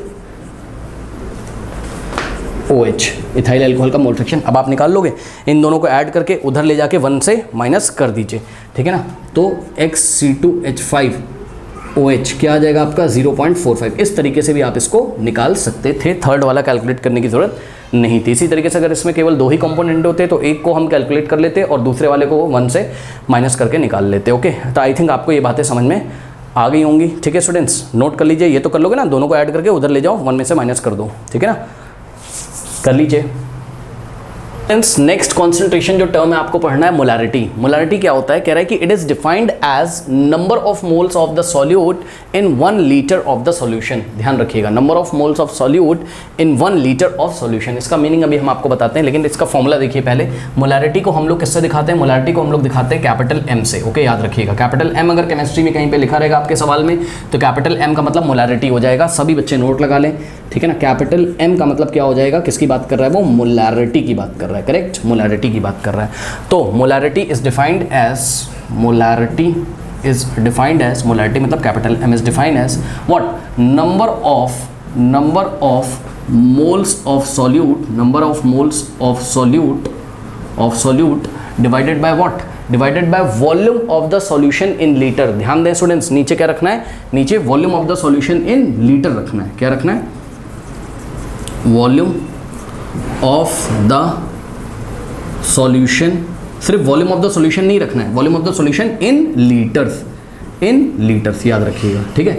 जो वॉल्यूम ऑफ द सॉल्यूशन अगर लीटर में नहीं दिया तो लीटर में कन्वर्ट कर लो, ठीक है ना। बात समझ में आई कि नहीं आई? तो ये चीज़ है, ठीक है। अब जैसे कि एग्जांपल के तौर पे समझिए जरा, देखो number of moles of solute को जब आप वॉल्यूम जो भी है आपका, जो भी वॉल्यूम दिया है, ठीक है, उसको लीटर में कन्वर्ट करके जब डिवाइड आप लगा दोगे तभी तो आपको पता चल जाएगा ना कि कितने number of mole solute present है पर यूनिट वॉल्यूम में, यानी कि पर लीटर वॉल्यूम में। नहीं समझ में आया? एग्जांपल देते हैं, परेशान ना। देखो उसने क्या बोला आपको, मान लो हम एक क्वेश्चन देते हैं।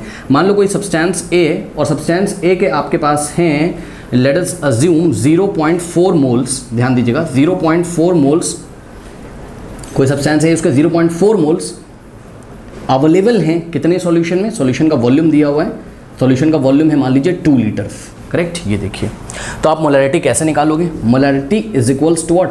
Molarity is equals to number of moles of solute. Solute के मोल कितने हैं? बात समझो। देखो हम क्या कह रहे हैं, हम कह रहे हैं भाई हमारे पास एक सॉल्यूशन है, ठीक है, और ये सॉल्यूशन का टोटल वॉल्यूम कितना है? ये टोटल जो वॉल्यूम है सॉल्यूशन का 2 लीटर है। ये बात हम आपसे कह रहे हैं, 2L का मतलब 2 लीटर है। और इसमें कोई सब्सटेंस A है तो A के कितने नंबर ऑफ मोल्स प्रेजेंट हैं? इसमें A के Na मतलब नंबर ऑफ मोल्स कितने प्रेजेंट है? A के 0.4 मोल्स प्रेजेंट है। तो इसकी मोलैरिटी निकाल के दिखाओ। तो आप बोलोगे मोलैरिटी का मतलब तो होता है number of moles available in 1 litre solution, और ये तो इन्होंने क्या दिया हुआ है? Number of moles available in 2 litre solution. तो भाई अब कैसे करोगे? बहुत ईजी है। क्या करोगे बताओ? नंबर ऑफ मोल्स जितने भी दिए हो, ठीक है, इसको आप डिवाइड लगा दीजिए total volume of the solution से। सॉल्यूशन का वॉल्यूम कितना दिया है? 2 लीटर, करेक्ट। और हाँ, जब सॉल्यूशन रखिएगा, जब वॉल्यूम रखिएगा, सॉल्यूशन का जो वॉल्यूम है उसको लीटर में रखना बहुत ज़रूरी है, याद रखिएगा। ऐसा करते ही आप देखोगे आपकी जो यूनिट बनेगी उससे आपको फील मिल जाएगा। बता रहा हूँ कैसे। 2 × 2, ये आ गया आपका 0.2। अब देखिए क्या आ गया बताइए? 0.2 मोल पर लीटर आ गया कि नहीं आ गया? 0.2 मोल पर लीटर आ गया कि नहीं आ गया? इसको आप कैसे लिख सकते हो? इसको आप 0.2 मोल पर लीटर, ऐसे लिख सकते हो कि नहीं? पर का मतलब 1 लीटर में, 1 लीटर में कितने मोल प्रेजेंट है? 0.2 मोल प्रेजेंट है। बात समझ में आ गई कि नहीं? तो इसी चीज़ को हम लोग कैसे लिखेंगे, ध्यान से चेक करिए, इसी चीज़ को हम लोग कैसे लिखा करेंगे, इसको हम ऐसे लिखेंगे 0.2 लिख देंगे और ये मोल पर लीटर को हम हटा देंगे और कैपिटल M लिख देंगे यहाँ, ठीक है, 0.2 फिर कैपिटल M लिख देंगे, सामने वाला समझ जाएगा कि 0.2 इसकी इस सॉल्यूशन की मोलरिटी, इस सॉल्यूशन की कॉन्सेंट्रेशन कितनी है? 0.2 मोलर है। कैपिटल M को क्या पढ़ोगे? मोलर, मोलर, मोलर, ठीक है, 0.2 मोलर है, ठीक है ना। अच्छा, 0.2 मोलर का मतलब तुरंत वो समझ जाएगा, कहेगा अच्छा ऐसा सॉल्यूशन है ये कि इसके 1 लीटर में, अगर हम सॉल्यूशन का 1 लीटर वॉल्यूम ले लें तो उसमें 0.2 मोल्स हमको मिलेंगे सॉल्यूट के, ठीक है। अब सुनो, आइए एक दो हम आपको प्रैक्टिस कराते हैं यहाँ पर। एग्जाम्पल देखिए, मान लीजिए कि उसने आपको बोल दिया, एग्जाम्पल में आपको कोई सॉल्यूशन दे दिया और उस सॉल्यूशन में उन्होंने बोला कि इस सॉल्यूशन का जो कॉन्सेंट्रेशन है, इस सॉल्यूशन का जो कॉन्सेंट्रेशन है, किसी सॉल्यूशन का जो कॉन्सेंट्रेशन है वो उसने बोल दिया आपको 0.5 मोलर है, ठीक है। एक्सप्लेन दिस स्टेटमेंट, किसी सॉल्यूशन का कॉन्सेंट्रेशन 0.5 मोलर है, इस स्टेटमेंट को एक्सप्लेन करिए। इससे आप क्या समझते हो? तो इससे आप ये समझते हो, आप उनको क्या बोलोगे कि भाई देखो जरा, मान लो ये कॉन्सेंट्रेशन ऑफ हाइड्रोक्लोरिक एसिड दिया है, ऐसे समझ लो, concentration of hydrochloric substance, solute क्या आपका हाइड्रोक्लोरिक एसिड है, ठीक है। चलो, तो आप इनको बोलोगे पहले एक डायग्राम बना लो, इससे आपको फील आ जाएगा। डायग्राम बना लीजिए, ठीक है ना। डायग्राम बना के उनको बोलिए कि भाई देखो 0.5 मोलर का ये मतलब है, इस मोलर को हटाकर क्या लगा दो? मोल पर लीटर, मोल पर लीटर। भाई मोलर का मतलब क्या बताया था अभी? मोल पर लीटर, मोल पर लीटर की जगह तो मोलर लिखा था, तो इस मोलर को हटा के आप यहाँ पे क्या लिख दीजिए? मोल पर लीटर, ऐसे करके लिख दीजिए। फिर उनको आप ये बोलिए कि भाई देखो, अगर हम कितना सॉल्यूशन लें, अगर हम 1 लीटर सॉल्यूशन लें, तो ये हमने जो सॉल्यूशन लिया है 1 लीटर सॉल्यूशन लिया है, ये देखिए ये 1 लीटर का वाटर बॉटल है, इतना वॉल्यूम जो होता है, इतना सॉल्यूशन जो होता है, इसको 1 लीटर सॉल्यूशन बोलते हैं, करेक्ट। तो उसका आप बोलोगे देखो हमने 1 लीटर अगर सॉल्यूशन लेंगे और उस सॉल्यूशन में जाके अगर हम चेक करेंगे तो हमें क्या मिलेगा? हमें 0.5 मोल मिलेंगे, किसके? HCl के, 0.5 मोल मिलेंगे HCl के। ये इसका मीनिंग है। थोड़ा सा और फील करिए बेटा, इसको और अच्छी तरीके से फील करो। इसका मतलब है 1 लीटर सॉल्यूशन में आपको 0.5 मोल मिलेंगे, किसके? HCl के। अगर हम आपसे पूछें कि HCl के कितने पार्टिकल्स यहाँ पर मिलेंगे, ठीक है, तो आप यहाँ पर बोल दोगे क्या? HCl के 0.5 इंटू 10 टू द पावर, मोल को आप किस में चेंज कर लो? मोल को आप किस में चेंज कर लो? मोल 10 टू द पावर नहीं, मोल को आप किस में चेंज कर लो? नंबर ऑफ पार्टिकल्स में। तो कैसे करोगे? एवोगैड्रो नंबर से मल्टीप्लाई कर दो यार, Na का मतलब 6.022 इंटू 10 टू द पावर 23। ये फील करने के लिए बताया। इसका ये मतलब है कि 1 लीटर सॉल्यूशन में इतने सारे पार्टिकल्स अवेलेबल हैं, वो कहना ये चाहता है। बहरहाल पार्टिकल्स की संख्या आपको नहीं निकालनी, क्योंकि केमिस्ट्री में हम मोल से ही डील करते हैं। हमको पता है यार, जहाँ पे मोल ज़्यादा होंगे वहाँ उसके पार्टिकल्स भी ज़्यादा होंगे। तो इसका मतलब बस यही है। अब एक हम आपको सवाल दे देते हैं। मान लीजिए उन्होंने आपको बोला है कि भाई किसी सॉल्यूशन में ए सॉल्यूट है, ए नाम का सॉल्यूट है, और इस सॉल्यूशन का जो कॉन्सेंट्रेशन है, ए सॉल्यूट है, अरे ए नाम का कोई सॉल्यूट होगा, ठीक है, और इस सॉल्यूशन का जो कॉन्सेंट्रेशन है, इस सॉल्यूशन का जो कॉन्सेंट्रेशन है वो इसने दे दिया आपको 0.1 मोलर कॉन्सेंट्रेशन। बताइए इस बात का क्या मतलब है?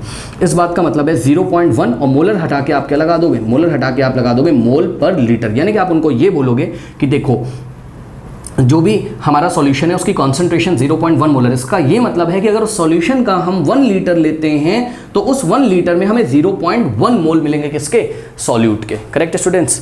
तो ये बात है, ध्यान रखिएगा। ओके, तो बस अब डेफिनेशन आप समझ रहे हो। मोलैरिटी क्या है? It is defined as the number of moles of the solute in 1 litre of the solution. जैसे कि मान लीजिए हमारे पास 2 सॉल्यूशन है, ये देखिए सॉल्यूशन फर्स्ट है और सॉल्यूशन सेकंड है, ठीक है। सोडियम हाइड्रोक्साइड का एक्वस सॉल्यूशन, मतलब NaOH को लिया, पानी में मिला लिया, ठीक है। इसकी जो मोलैरिटी वो दी है 0.5 मोलर, लेकिन इसकी जो मोलैरिटी वो 0.1 मोलर दी हुई है। ऐसे आप जाओगे लैब में, है ना, तो वहाँ पर ऐसे सॉल्यूशंस रखे रहते हैं, स्टिकर लगा रहता है। स्टिकर पे जब आप पढ़ोगे, स्टिकर पे कभी पढ़िएगा लैब में लिखा रहता है 0.5 मोलर, कहीं लिखा रहेगा 0.1 मोलर, आप तुरंत समझ जाएगा अच्छा इसका ये मतलब है कि इस सॉल्यूशन का अगर हम 1 लीटर लेते हैं तो इसमें सोडियम हाइड्रोक्साइड के कितने मोल्स अवेलेबल हैं? 0.5 मोल्स अवेलेबल हैं।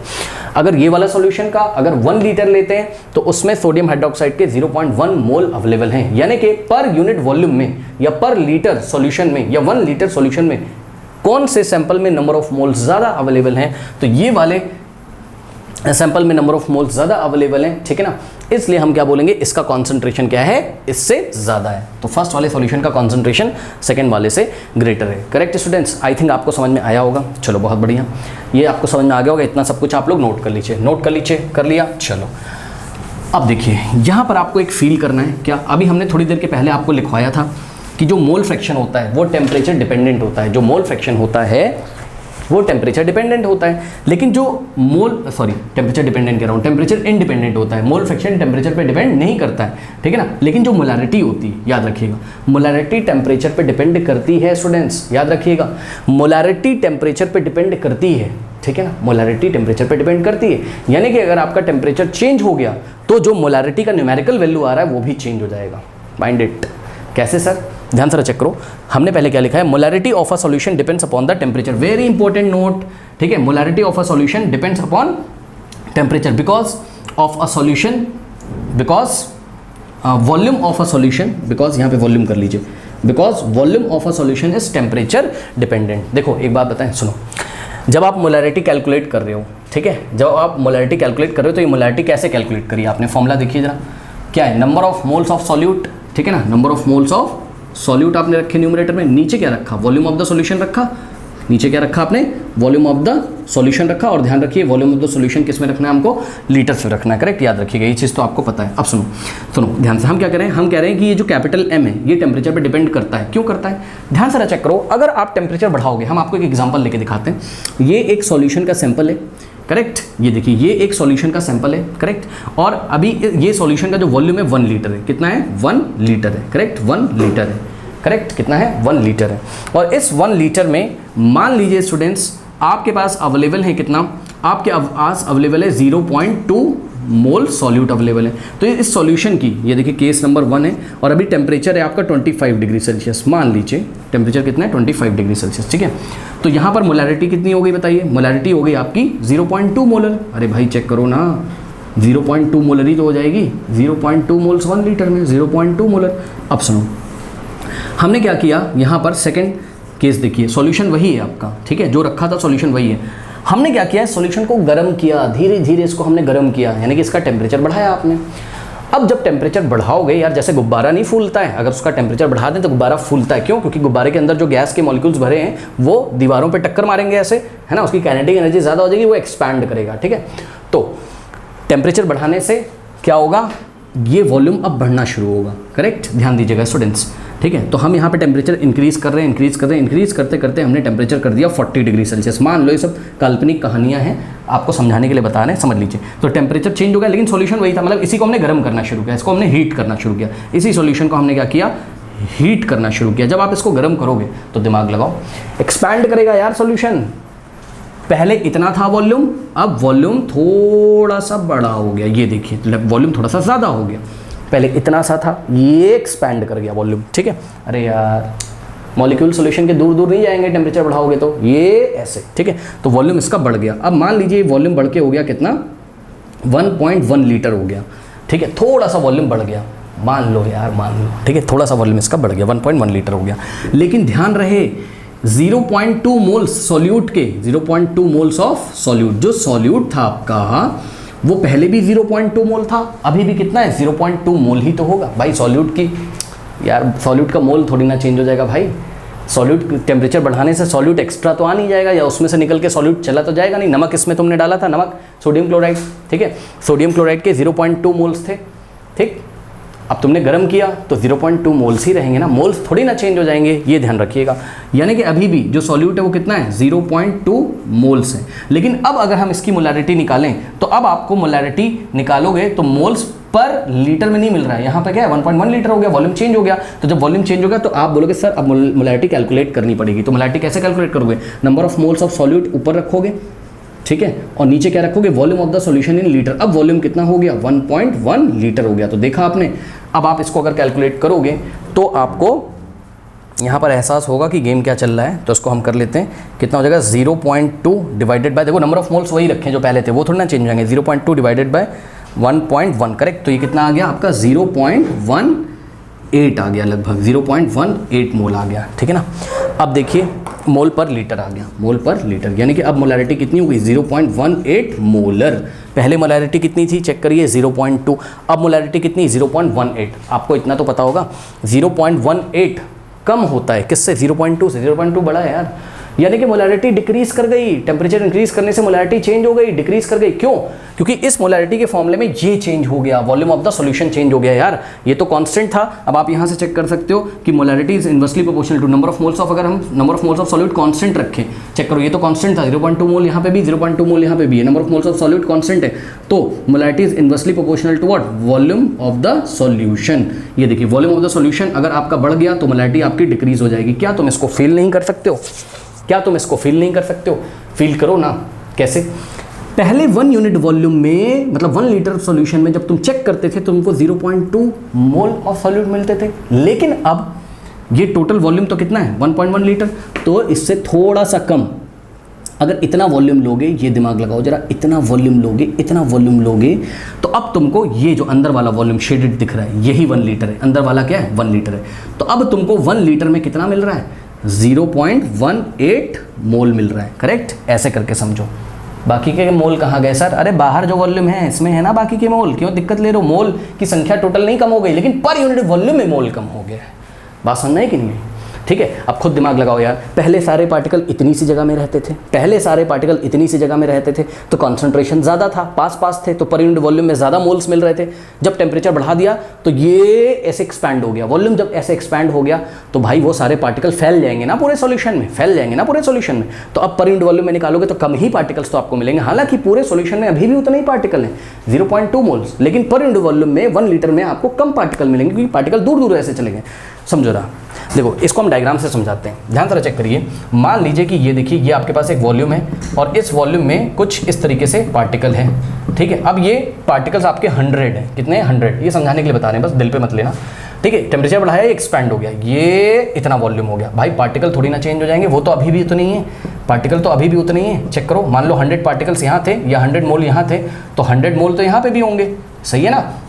लेकिन अगर अब आप उतने ही वॉल्यूम में, जितने वॉल्यूम में आप पहले देख रहे थे, या आप यहाँ से चेक करो, इसके पर यूनिट वॉल्यूम में ज़्यादा पार्टिकल है लेकिन इसके पर यूनिट वॉल्यूम में कम पार्टिकल है, करेक्ट? तो बस कॉन्सेंट्रेशन की डाउन हो गई, क्यों? क्योंकि वॉल्यूम बढ़ गया।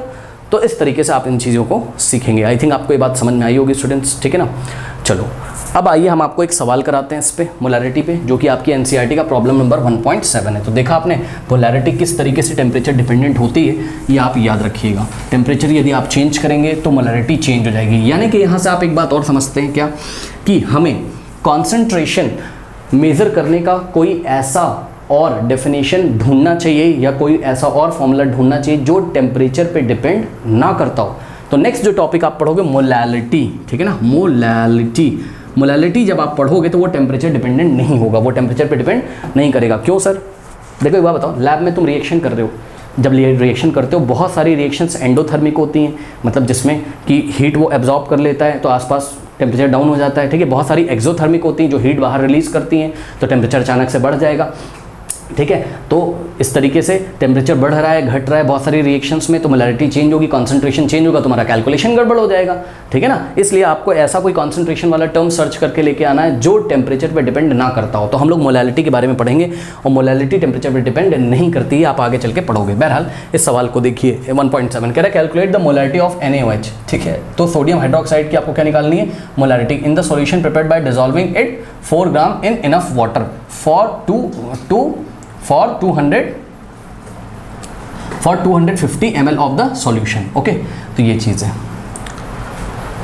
लैंग्वेज क्या लिखी हुई है? 4 gram water to form, yes to form है, ये टू फॉर्म है, ठीक है ना? तो आइए जरा देखते हैं, कह रहा है calculate the molarity of sodium hydroxide. देखो पूरी कहानी क्या चल रही है, आप डायग्राम के थ्रू समझो। ये आपकी लैब है, लैब पे एक टेबल है, ठीक है? टेबल पे एक सोडियम हाइड्रोक्साइड रखा हुआ है, यहाँ टेबल पे ये देखिए सोडियम हाइड्रोक्साइड पूरा भर के ऐसे रखा हुआ है, करेक्ट? ये रखा हुआ है, आप लैब में यहाँ काम कर रहे हो, यहाँ पे आप हो, आप लैब में काम करो, सब फील करोगे तभी सवाल आएगा। कह रहा है calculate the molarity of sodium hydroxide in the solution prepared by. अब देखो आप एक सॉल्यूशन बनाने जा रहे हो, आपकी मैम ने बोला एक सॉल्यूशन बनाओ, ठीक है? तो आप एक सॉल्यूशन बनाने जा रहे हो, सॉल्यूशन बनाओगे एक फ्लास्क में, ये वाले फ्लास्क में आप सॉल्यूशन बनाओगे, कैसे बनाओगे उसको क्वेश्चन में पढ़ो। कह रहा है bye dissolving it's 4 gram enough water, bye dissolving it's किसके लिए लगा हुआ है? इट्स लगा हुआ है किसके लिए? सोडियम हाइड्रोक्साइड के लिए। तो सोडियम हाइड्रोक्साइड कितना लेना है? 4 gram in enough water to form 250 ml of the solution. अब मेरी बात ध्यान सुनो, मेरी बात ध्यान सुनो, क्या कह रहा है? कह रहा है आपको एक सॉल्यूशन बनाना है बाय डिसॉल्विंग इट्स 4 ग्राम, किसका 4 ग्राम? सोडियम हाइड्रोक्साइड का 4 ग्राम। तो सोडियम हाइड्रोक्साइड आप लेके कहाँ से आओगे, ये जो सैंपल रखा हुआ है लैब, सैंपल कह रहे हैं, ये जो लैब में सोडियम हाइड्रोक्साइड रखा हुआ है ऐसे यहाँ पर, ये देखिए यहाँ से आप सोडियम हाइड्रोक्साइड लेके आओगे। पहले कितना लेके आओगे, 4 ग्राम। डायग्राम क्यों बनवा रहे हो सर, डायरेक्ट करवा दो, फील करा रहे हैं, सवाल इसी से बनेंगे आपके। डायग्राम बनाओगे ना हमेशा, थोड़ा एक पिक्चर रहेगा दिमाग में क्या क्या चल रहा है, तो बहुत अच्छी तरीके से आपको समझ में आएगा। तो यहाँ सोडियम हाइड्रोक्साइड बहुत सारा रखा था, उसमें से 4 ग्राम निकाल के ले आए। ये देखिए 4 ग्राम सोडियम हाइड्रोक्साइड हम यहाँ से निकाल के ले आए और यहाँ हमने डाल दिया, ये 4 ग्राम सोडियम हाइड्रोक्साइड है, ठीक है ना। चलो अब क्या करना है, आपकी मैम ने बोला सभी बच्चे 4 ग्राम सोडियम हाइड्रोक्साइड ले आए, सब बच्चे ले आएंगे यहाँ से 4 ग्राम सोडियम हाइड्रोक्साइड। फिर मैडम आपकी बोलेंगी एक काम करिए, इसमें आपको एक काम करना है, आपको 250 ml सॉल्यूशन बनाना है। ध्यान दें कितना बनाना है, to form 250 millilitre of the solution, यानी कि जो वॉल्यूम आपको तैयार करना है पूरे सॉल्यूशन का, उसका वॉल्यूम कितना होना चाहिए, ये वॉल्यूम आपको दिया हुआ है कितना, 250 मिलीलीटर। तो एक ऐसा सॉल्यूशन जिसका वॉल्यूम 250 मिलीलीटर हो और जिसमें 4 ग्राम सोडियम हाइड्रोक्साइड जो कि सॉल्यूट हो, करेक्ट, तो उसकी कॉन्सेंट्रेशन क्या होगी, उसकी कॉन्सेंट्रेशन क्या होगी। और सीधी सी बात है यार, 4 ग्राम सोडियम हाइड्रोक्साइड लाने के बाद तुम इसमें क्या मिला रहे हो, पानी मिला रहे हो। पानी मिला रहे हो तब तक मिला रहे हो जब तक इसका वॉल्यूम लेवल कितना नहीं हो जाता है, 250 ml। तो इसकी कॉन्सेंट्रेशन तुमको बतानी है, करेक्ट, मतलब इसकी मोलैरिटी तुमको बतानी है। अब यहाँ पे आ जाओ जरा, मोलैरिटी का फॉर्मूला बोलो क्या होता है, number of moles of solute. तो number of moles of solute कौन है, यहाँ सॉल्यूट कौन है, सोडियम हाइड्रोक्साइड है। तो यानी कि number of moles of solute divided by volume of solution, volume of solution in litres. Volume of solution मत लिख देना, volume of solution in litres, okay. अब number of moles of sodium hydroxide ये आप निकाल सकते हैं, कैसे निकालोगे, number of moles of sodium hydroxide, NaOH का नंबर ऑफ मोल्स निकालिए। इसके लिए क्या होगा, given mass of sodium hydroxide, यानी कि मास जो भी गिवन होगा आपको किसका, सोडियम हाइड्रोक्साइड का, NaOH का mass divided by molar mass, capital M का मतलब मोलर मास, या मैं लिख देता हूँ divided by molar mass of what, sodium hydroxide, molar mass of sodium hydroxide. अब सुनो, गिवन मास अपॉन मोलर मास, तो गिवन मास कितना है, गिवन मास सोडियम हाइड्रोक्साइड का कितना है, 4 ग्राम, करेक्ट। तो यहाँ रखेंगे हम लोग 4 gram divided by sodium hydroxide का मोलर मास कितना हो जाएगा, सोडियम होता है 23 और हाइड्रोजन होता है 1, 23 + 1 24 और ऑक्सीजन होता है 16, 24 + 16 कितना हो जाएगा यार, 40 हो जाएगा, ठीक है ना। तो ये 40 ग्राम पर मोल, ठीक है, ग्राम से ग्राम कटेगा, मोल चला जाएगा ऊपर, 4 × 1 = 4 × 10 यानी कि 1/10, ठीक है, क्या मोल, करेक्ट। 1/10 का मतलब 0.1 मोल, ये लीजिए ये 0.1 मोल किसके, NaOH के। अब मेरी बात सुनो, आपकी मैडम ने बोला था, आपके टीचर ने बोला था यहाँ से आप 4 ग्राम सोडियम हाइड्रोक्साइड निकाल के लाइए। इसका मतलब केमिस्ट्री की भाषा में, ये तो मास दिया था, मास को आपने मोल में चेंज कर लिया, यहाँ गिवन मास अपॉन मोल मास। इसका मतलब आप ये जो सोडियम हाइड्रोक्साइड यहाँ रखा था, यहाँ से कितनी मोल सोडियम हाइड्रोक्साइड निकाल के लाए थे, तो जवाब है यहाँ से आप 0.1 मोल सोडियम हाइड्रोक्साइड निकाल के लाए थे, करेक्ट स्टूडेंट्स। तो ये मोल की भाषा में हमने आपको बता दिया। तो number of moles of solute कितना हो गया, 0.1 मोल, करेक्ट, और divided by volume of solution in litre. कितना सॉल्यूशन आपको, मतलब जो सॉल्यूशन आपको बनाना था उसका वॉल्यूम कितना होना चाहिए, 250 ml, लेकिन आपको वॉल्यूम किस में रखना है, आपको वॉल्यूम लीटर में रखना है। तो उसको लीटर में चेंज कर लीजिए, कैसे करेंगे, 250 को 1000 से डिवाइड कर दीजिए। सबको पता है मिलीलीटर को लीटर में चेंज करने के लिए 1000 से डिवाइड करते हैं। ये 0 से 0 जाएगा और 1/100, सॉरी कितना आ जाएगा, 25 का 25, 25 चौके 100, 1/4, ठीक है। तो 1/4 यहाँ पर लीटर आपका आ गया, करेक्ट। तो 1/4 रख दीजिए नीचे। तो वॉल्यूम ऑफ द सॉल्यूशन, इसकी जगह हम लोग क्या रखेंगे यहाँ, 1/4 क्या, लीटर।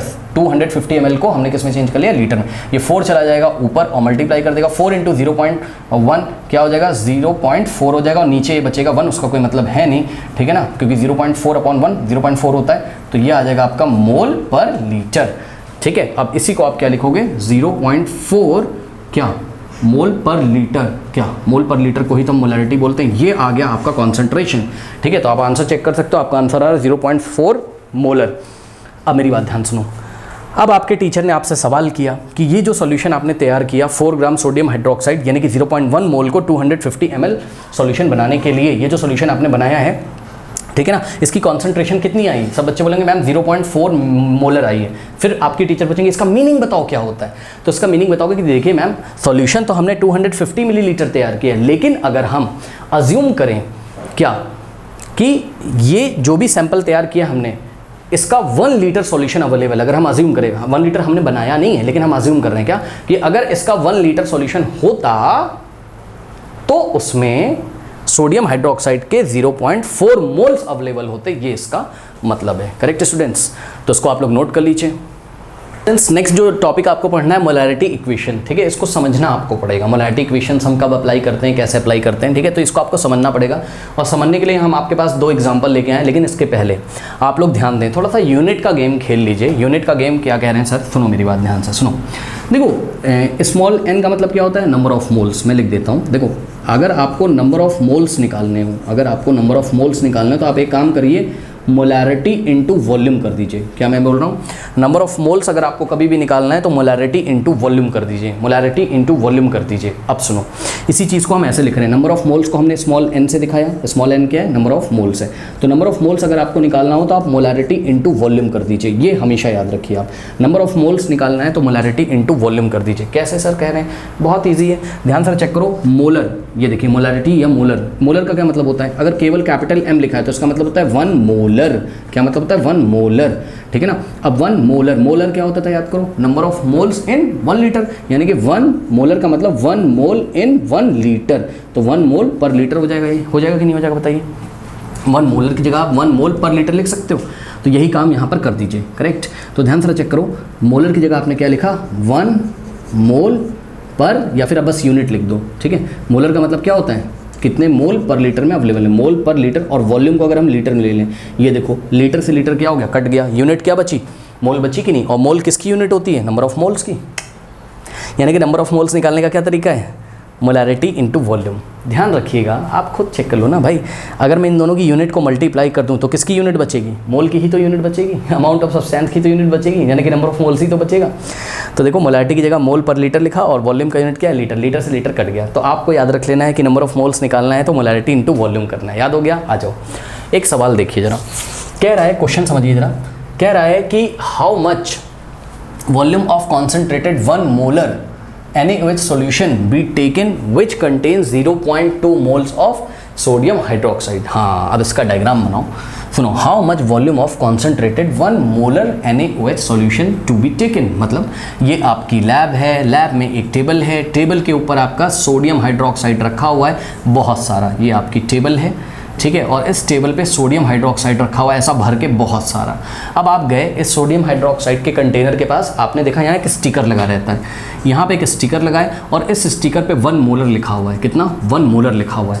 तुरंत आप समझ जाओगे, गए आप यहाँ पर, इसको खड़े होके देख रहे हो आप, नीचे से बहुत सारा सोल्यूशन ऐसा रखा, आपने कहा अच्छा 1 मोलर का स्टिकर लगा है, इसका मतलब आप तुरंत समझ जाओगे कि ये एक ऐसा सोल्यूशन है। ध्यान दें स्टूडेंट्स, होगा ये कितना ये हमें नहीं पता, ये है तो बहुत सारा, कितने लीटर सॉल्यूशन है ये हमें नहीं पता, बहुत सारा वॉल्यूम बड़े से कंटेनर में रखा हुआ है, लेकिन स्टिकर कितना लगा हुआ है, 1 मोलर का। आप तुरंत समझ जाओगे कि इसका मीनिंग ये है, इसका मीनिंग ये है, ध्यान दीजिएगा बच्चों, इसका ये मीनिंग है 1 मोलर। 1 मोलर का मतलब 1 मोल पर लीटर, यानी कि पर लीटर मतलब 1 लीटर, यानी कि अगर इस सॉल्यूशन में से हम 1 लीटर निकाल के लेके जाएं तो उसमें हमको कितने मोल ऑफ सॉल्यूट मिलेंगे, 1 मोल ऑफ सॉल्यूट मिलेंगे, यानी कि 1 मोल सोडियम हाइड्रोक्साइड हमको मिलेगा, यानी कि 6.022 इंटू 10⁻23 पार्टिकल्स मिलेंगे किसके, सोडियम हाइड्रोक्साइड के। ये इसका मीनिंग है। ओके, अब वो आपसे ये कहता है how much volume of the concentrated 1 molar NaOH solution B taken, मतलब आप जाइए और 1 मोलर का जो सॉल्यूशन आपको दिख रहा है, यहाँ से आप कितना वॉल्यूम निकाल के लेके आओगे कि आप यहाँ से एक फ्लास्क में थोड़ा सा या टेस्ट ट्यूब में आप वॉल्यूम निकाल के लेके आए, तो आप कितना वॉल्यूम निकाल के लेके आओगे, कितना वॉल्यूम निकाल के लेके आओगे कि उस वॉल्यूम में आपके कितने मोल्स ऑफ NaOH होते हों, 0.2 मोल्स ऑफ NaOH होते हों। बात समझो जरा, ठीक है ना भाई। इसमें NaOH कैसे, जो पार्टिकल्स ऐसे हैं ना डिस्ट्रीब्यूटेड यूनिफॉर्मली, ठीक है ना, तो कह रहा है कितना वॉल्यूम निकाल के लेके आओगे कि उस वॉल्यूम में 0.2 मोल्स ऑफ सोडियम हाइड्रोक्साइड हो जाए। तो ये देखिए, ये आप निकाल के लेके आए। अब आप बोल रहे हो कि भाई ये जो सॉल्यूशन का सैंपल है इसमें 0.2 मोल्स ऑफ क्या है, सोडियम हाइड्रोक्साइड है, ये तो कंफर्म है, लेकिन इसका वॉल्यूम कितना है ये बताना है आपको। इसका वॉल्यूम कितना है, कितना है, कितना वॉल्यूम है इसका, ठीक है। चलो समझ गए, फील कर गए, थोड़ी बातें और फील कर लेना। ये जो 1 मोलर लिखा है ना भैया, इसका मतलब ये नहीं कि पूरे सॉल्यूशन में 1 मोल है, ना ना ना ना ना ना। 1 लीटर अगर लें तो उसमें 1 मोल है, यानी कि आप वॉल्यूम चेंज करते जाइए, आपके नंबर ऑफ मोल्स चेंज होते जाएंगे। यार सीधी सी बात है, इतना वॉल्यूम लोगे तो नंबर ऑफ मोल्स कम होंगे, इतना वॉल्यूम लोगे तो नंबर ऑफ मोल्स ज़्यादा होंगे, और ज़्यादा वॉल्यूम ले लोगे इसका तो number of moles of solute ज़्यादा होंगे, ठीक है। तो कह रहा है कितने वॉल्यूम निकाल के लेके आए, इसका कितना वॉल्यूम निकाल के लेके आए, क्योंकि उसमें आपको exactly 0.2 moles of sodium hydroxide मिल जाए। तो लगा दो ये वाला फॉर्मूला। क्या हमने आपको बताया, बताइए। हमने आपको बताया नंबर ऑफ मोल्स निकालने के लिए हमेशा मोलैरिटी इनटू वॉल्यूम करते हैं। तो एक बार बताओ, आज उसने तुमको नंबर ऑफ मोल्स दे दिया है, चेक करो नंबर ऑफ मोल्स कितना दिया है 0.2। तो हम n की जगह क्या रखेंगे 0.2 mole is equals to molarity, ठीक है। मोलैरिटी सॉल्यूशन की कितनी बताइए, सॉल्यूशन की मोलैरिटी कितनी बताइए, सॉल्यूशन की मोलैरिटी है 1 मोलर। सॉल्यूशन की मोलैरिटी कितनी 1 मोलर। तो यहाँ हम क्या रखेंगे 1 मोलर इनटू वॉल्यूम। ये वॉल्यूम आपको कैलकुलेट करना है, नहीं समझ में ये बात, ये वॉल्यूम आपको कैलकुलेट करना है, करेक्ट। कि 0.2 मोल हो तो उसका वॉल्यूम कितना होगा, ठीक है। तो ये V आपको यहाँ कैलकुलेट करना है। तो V की वैल्यू आपको निकालनी है, लेकिन उसके पहले जरा ध्यान दें 0.2 mole is equals to 1 molar की जगह आप क्या लिखोगे 1 मोल पर लीटर, यानी कि 1 लीटर इनटू वॉल्यूम। अब ये वॉल्यूम लीटर में आ जाएगा, कैसे ध्यान से चेक करो। 1 लीटर इधर जाके मल्टीप्लाई करेगा, ठीक है ना। अगर आप V का वैल्यू निकालो यार तो कैसे निकलेगा, देखो ये तो ऐसे ही रहेगा 0.2 मोल, ये तो ऐसे ही रहेगा, ठीक। और V के साथ जो मल्टीप्लाई में था वो डिवाइड में आ जाएगा, जो डिवाइड में था वो मल्टीप्लाई में आ जाएगा। 1 लीटर यहाँ मल्टीप्लाई में आ जाएगा और 1 मोल कहाँ चला जाएगा, नीचे चला जाएगा। अरे V की वैल्यू नहीं निकाल पाओगे यार, ये इधर और ये इसके नीचे, मोल से मोल कट गया, ठीक है। लीटर बचा केवल। अब आप चेक कर लो 0.2 इंटू 1 क्या होता है 0.2 लीटर अपॉन में 1, यानी कि 0.2 लीटर। तो आप अपने टीचर को ये बोलोगे कि भाई देखो, अगर हमें सॉल्यूशन में exactly 0.2 moles of sodium hydroxide चाहिए तो हमें यहाँ से कितना वॉल्यूम निकाल के लाना पड़ेगा, इसका 0.2 लीटर निकाल के लाना पड़ेगा, यानी कि 200 ml हो जाएगा, आई थिंक यस। इसको 1000 से मल्टीप्लाई करो मिलीलीटर में आ जाएगा। तो लगभग 200 मिलीलीटर यहाँ से सॉल्यूशन हमें निकाल के लाना पड़ेगा, तब उसमें exactly 0.2 moles of sodium hydroxide present होंगे, करेक्ट। तो ये चीज़ आप लोग फील कर लीजिए। थोड़ा यहाँ पर यूनिट का गेम बच्चों चलता है, ठीक है, और आपको फील करके चलना है। चलिए अब सवाल हम आपको कराते हैं, एक बढ़िया सवाल, 1-2 बढ़िया सवाल कराते हैं, ठीक है। अच्छा चलो बहुत बढ़िया। इस बढ़िया सवाल को कराने से पहले आप लोग थोड़ा सा फील करिए। फील क्या करना है आपको, सुनो मेरी बात ध्यान से, मेरी बात ध्यान सुनो। देखो जरा, देखो हम यहाँ पे डायग्राम बनाते हैं, ठीक है। ये देखिए, ये है आपका एक सॉल्यूशन, करेक्ट। ये आपका एक सॉल्यूशन है, करेक्ट। ये सॉल्यूशन का भी वॉल्यूम इतना है, कितना है कितना है, ये वॉल्यूम है V1। अभी कितना वॉल्यूम है V1 वॉल्यूम है, ठीक। और इसकी मोलैरिटी M1 है। अब इसकी मोलैरिटी कितनी है M1 है, करेक्ट, ध्यान दीजिएगा, ठीक है स्टूडेंट्स। अब हमने क्या किया, हमने इसमें पानी डाल दिया, ऊपर से पानी डाल दिया, पानी वाटर, इसमें हमने पानी डाल दिया। बहुत ध्यान से मेरी बात सुनिएगा, इसमें पानी डालोगे क्या होगा बताओ, क्या होगा। 2 चीज़ें होंगी, एक तो वॉल्यूम बढ़ेगा, सीधी सी बात है यार, पानी मिला रहे हो वॉल्यूम नहीं बढ़ेगा, वॉल्यूम बढ़ेगा। मोलैरिटी चेंज हो जाएगी, क्यों सर, वॉल्यूम के चेंज होने से मोलैरिटी चेंज हो जाती है। मोलैरिटी का फॉर्मूला नहीं पता क्या, मोलैरिटी का फॉर्मूला नहीं पता क्या, बताओ। मोलैरिटी इज इक्वल्स टू क्या होता था, moles of solute, number of moles of solute divided by volume of the solution, volume of the solution in litres. तो वॉल्यूम यदि आप चेंज कर रहे हैं तो मोलैरिटी चेंज नहीं हो जाएगी, सोचिए। तो पानी इसमें डालते गए डालते गए डालते गए और स्थिति कुछ ऐसी हो गई। डायग्राम देखिएगा बेटा, ठीक है, डायग्राम देखिएगा, ये देखिए ये, ठीक है ना। और यहाँ पे कुछ डार्क पार्टिकल्स हम दिखा रहे हैं, इनको देखिएगा, ये सॉल्यूट के पार्टिकल्स हैं। किसके पार्टिकल्स हैं ये, सॉल्यूट के पार्टिकल्स हैं। तो गिनती के तौर पर हम जानबूझ के कितने पार्टिकल्स बना रहे हैं, 1 2 3 4 5 6 7 8 पार्टिकल बना रहे हैं जानबूझ के, ठीक है, सॉल्यूट के पार्टिकल्स हैं। चलो बहुत बढ़िया, पानी डाले पानी डाले पानी डाले, इसका वॉल्यूम बढ़ गया, ये देखिए इसका वॉल्यूम बढ़ गया, करेक्ट। अब बढ़ गया इसका वॉल्यूम, तो ये वॉल्यूम हो गया आपका कितना V1, V1 से बढ़ के कितना हो गया V2, नया वॉल्यूम कितना आपका V2, V2 न्यू वॉल्यूम है या फाइनल वॉल्यूम है। V1 क्या था, इनिशियल वॉल्यूम, V1 क्या आपका इनिशियल वॉल्यूम, M1 क्या initial molarity, initial molarity, correct. पानी डाला और उसको डाइल्यूट कर दिया, तो V2 क्या हो गया आपका फाइनल वॉल्यूम, फाइनल वॉल्यूम। और M2 क्या हो गई भाई, मोलैरिटी चेंज हो जाएगी ना भैया, वॉल्यूम बढ़ गया मोलैरिटी डिक्रीज हो जाएगी, ठीक है। तो मोलैरिटी क्या हो जाएगी, number of moles of solute तो कांस्टेंट है ना, वही चीज़ है, ध्यान से चेक करो। यहाँ पे आपको जो सॉल्यूट के 8 पार्टिकल्स दिखाई पड़ रहे थे, अभी भी ये पार्टिकल्स 8 हैं, 1 2 3 4 5 6 7 8, ये देखिए, ठीक। तो मोलैरिटी क्या हो गई, M2 क्या हो गया आपका फाइनल मोलैरिटी। अब मेरी बात ध्यान सुनो, मेरी बात ध्यान से सुनो भाई। अगर हम तुमसे पूछे यहाँ पर number of moles of solute निकालो, number of moles of solute निकालो। क्या बताया था, number of moles of solute कैसे निकलता है, मोलैरिटी इनटू वॉल्यूम से। तो तुम number of moles of solute यहाँ कैसे निकालोगे, m1 इंटू v1 करके, ये बन गई इक्वेशन नंबर 1। और यहाँ पे अगर तुम number of moles of solute निकालोगे तो कैसे निकालोगे बताओ, कैसे निकालोगे, m2 इंटू v2 करके निकालोगे कि नहीं निकालोगे बताओ। ये बन गया आपकी इक्वेशन नंबर 2। अब फ्रॉम 1 एंड 2 ध्यान से चेक करो, from equation 1 and 2, equation 1 and 2 से दोनों इक्वेशन के लेफ्ट हैंड साइड इक्वल है। क्यों, number of moles of solute ये इसकी वैल्यू कितनी है, 8 है, दिख रहा है आपको, ठीक है। अरे मान लो यार वो 8 मोल है, 1.8 मोल को दिखा रहा है, मान लो भैया क्या करें, ठीक है। तो जो number of moles of solute यहाँ है वही number of moles of solute यहाँ है। भाई सुनो, उसमें आपने नमक डाला था, नमक के यहाँ पे 8 पार्टिकल्स थे, मान लो या कोई भी सॉल्यूट था यार, उसके 8 पार्टिकल थे, तुमने एक्स्ट्रा पानी ऊपर से मिला दिया, तो पानी मिलाया है ना तुमने, सॉल्वेंट मिलाया है ना तुमने, उससे वॉल्यूम चेंज होगा, number of moles of solute थोड़ी ना चेंज होगा, यही तो तुम्हें फील करना है।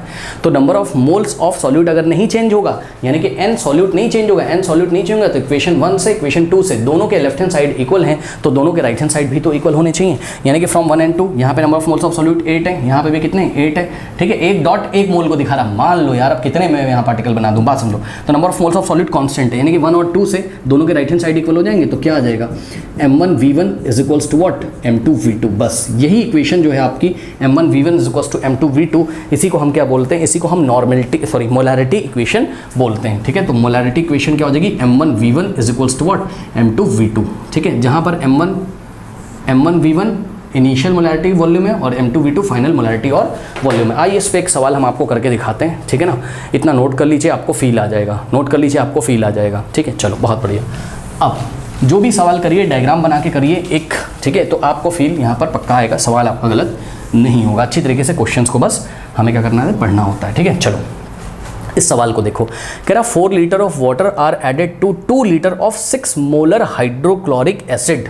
ध्यान दें स्टूडेंट्स, ध्यान दें, आपकी एक लैब है, लैब पे एक टेबल है, लैब में एक टेबल है, इस टेबल में बहुत बड़ा सा कंटेनर रखा हुआ है, और बहुत बड़ा सा जो कंटेनर है उसमें हाइड्रोक्लोरिक एसिड है। ध्यान दीजिएगा, उसमें क्या है, हाइड्रोक्लोरिक एसिड है। तो इसमें HCl है, एक्वस मतलब हाइड्रोक्लोरिक एसिड है, ठीक। इस पर एक स्टिकर लगा हुआ है, और ये स्टिकर में लिखा हुआ है 6 कैपिटल M, 6 मोलर। यानी कि मेरी बात सुनो बेटा, ये जो सॉल्यूशन है ये बहुत सारा, बहुत बड़ा सा कंटेनर है, इसका कितना वॉल्यूम है ये हमें नहीं पता, हमें इससे मतलब भी नहीं है। इस पे स्टिकर लगा है 6 मोलर का, यानी कि इसकी कॉन्सेंट्रेशन कितनी है, 6 मोलर। यानी कि आप तुरंत समझ जाओगे, अच्छा अगर हम इसका कितना मोल लें, अगर हम इसका कितना कह रहे हैं, सॉरी, अगर हम इसका 1 लीटर सॉल्यूशन लें, कितना, यहाँ से 1 लीटर अगर हम सैंपल निकाल के ले जाएं, ये 1 लीटर है, ठीक है, तो इसके 1 लीटर में कितने अवेलेबल होंगे, 6 मोल्स। इसके 1 लीटर में 6 मोल्स क्या, हाइड्रोक्लोरिक एसिड के पार्टिकल्स अवेलेबल होंगे। बात समझना, ये इसका मीनिंग है। अच्छा अब इन्होंने क्या बोला आपसे, 4 litres of water are added to 2 litre of 6 molar. जब भी ऐसा बोलते हैं ना कि 2 लीटर ऑफ 6 मोलर, आप तुरंत समझ जाना कि जो हाइड्रोक्लोरिक का सैंपल रखा हुआ है वहाँ से हमने निकाल के कितना लेके आए हैं, 2 लीटर। भैया इसमें बहुत सारा वॉल्यूम है, इसमें बहुत सारा वॉल्यूम है, बहुत सारा वॉल्यूम है, बहुत सारा वॉल्यूम है, बहुत अवेलेबल है, बहुत अवेलेबल है। उसमें से हमने कितना निकाल के लेके आए, 2 लीटर। तो ये जो एग्जाम में आपके कॉपी में लिखा रहता है, एग्जाम में पर्चे में आपके लिखा रहता है 2 लीटर ऑफ 6 मोलर, जैसे ही वो बोलता है आप तुरंत बच्चों इमेजिन कर लीजिएगा 2 लीटर ऑफ 6 मोलर का मतलब है 6 मोलर का कोई सॉल्यूशन था, उसमें से 2 लीटर निकाल के लेके आए हैं। ये आप समझिएगा, प्लीज़ फील करिए इसको, ठीक है ना। तो यहाँ पे आप देखिए ज़रा, ठीक है, आपने क्या किया, आपने यहाँ से टोटल जो वॉल्यूम निकाल के लेके आए हो, ठीक है, वो कितना है, 2 लीटर है। यानी कि V1 की वैल्यू, अभी आपके हाथ में जो फ्लास्क है उसमें वॉल्यूम कितना है, 2 लीटर है। Correct students, okay.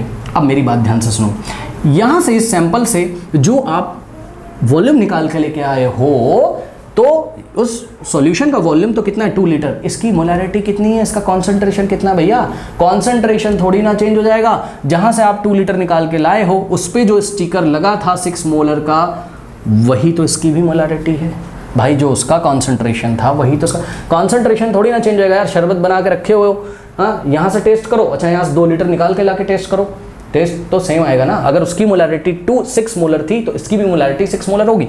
यानी कि अभी आपके हाथ में जो सॉल्यूशन है, इसकी जो मोलैरिटी है, यानी कि इनिशियल जो मोलैरिटी है वो 6 मोलर है। माइंड इट, इतना काम हो गया। अब क्या करता है, ठीक है ना, ये हो गया आपका मतलब इनिशियल केस नंबर 1, मतलब ये इनिशियली हुआ, ऐसा इनिशियली आपके हाथ में है। अब क्या कर रहे हो, इसकी कॉन्सेंट्रेशन आपको चेंज करनी है। तो इसकी कॉन्सेंट्रेशन आप चेंज कर रहे हो, धड़ा इसमें पानी मिला हो गया। तो पानी, ये कंटेनर और बड़ा कर लो यार, पानी भी तो मिलाना है। ये लो, ठीक है ना, ये इनिशियली। अब आपने क्या किया, इसमें पानी मिलाया, इसमें वाटर ऐड किया। मैं नहीं बोल रहा हूँ, क्वेश्चन सुन लो, क्वेश्चन में कह रहा है इसमें वाटर ऐड करोगे। सुनो, अब भर भर के पानी डालने लगे, पानी, ठीक है। यहाँ पे H2O वाटर लिक्विड डालने लगे। तो ध्यान देंगे स्टूडेंट्स, इसका वॉल्यूम बढ़ जाएगा। कितना पानी डाला है उसने, 4 litres of water are added to 2 litre of 6 molar hydrochloric acid, यानी कि 6 मोलर हाइड्रोक्लोरिक एसिड का जो कॉन्सेंट्रेशन वाला सॉल्यूशन था, जिसका 2 लीटर निकाल के लेके आए थे, उसमें 4 लीटर पानी डालोगे, ठीक है। तो इसमें तुमने कितना डाला, इसमें तुमने डाला 4 लीटर। अब ये वॉल्यूम ऐसे बढ़ गया, ये लीजिए, ठीक है ना, वॉल्यूम बढ़ गया। अब मेरी बात ध्यान से सुनिएगा बच्चों, जो नया वॉल्यूम है V2 वो कितना हो जाएगा, जो नया वॉल्यूम है V2 वो कितना हो जाएगा। सुनो बेटा, 2 लीटर तो पहले से था, तो यहाँ से यहाँ तक तो कितना था, ये 2 लीटर, और इसमें तुमने 4 लीटर पानी डाल दिया। तो बताओ वॉल्यूम कितना हो गया, 4 + 2 6 वॉल्यूम, 6 नहीं हो गया तो 2 + 4 कर देंगे, 2 तो पहले से था और 4 लीटर और, तो 6 लीटर हो गया। तो न्यू वॉल्यूम कितना हो गया, फाइनल वॉल्यूम कितना हो गया, 6 लीटर। अब मेरी बात ध्यान से सुनो बेटा, क्या ये जो नया सॉल्यूशन बन गया है, इसमें पानी मिलाने से क्या इसकी कॉन्सेंट्रेशन चेंज हो जाएगी? Yes sir. बताओ बढ़ जाएगी कि घट जाएगी, बढ़ जाएगी कि घट जाएगी? घट जाएगी, डिक्रीज हो जाएगी। अब आंसर 6 मोलर नहीं आएगा, अब इसकी मोलैरिटी चेंज हो जाएगी। क्यों? मोलैरिटी का फॉर्मूला क्या होता है, मोलैरिटी का फॉर्मूला क्या होता है, number of moles of solute divided by volume of the solution in litres. तो एक बार बताओ भाई, number of moles of solute थोड़ी ना चेंज हुए हैं यार। सुनो, HCl के जितने मोल्स यहाँ पे प्रेजेंट थे, जितने भी थे, हमें नहीं पता कितने, जितने भी मोल्स यहाँ प्रेजेंट थे उतने ही तो मोल्स यहाँ पे प्रेजेंट होंगे, करेक्ट भाई।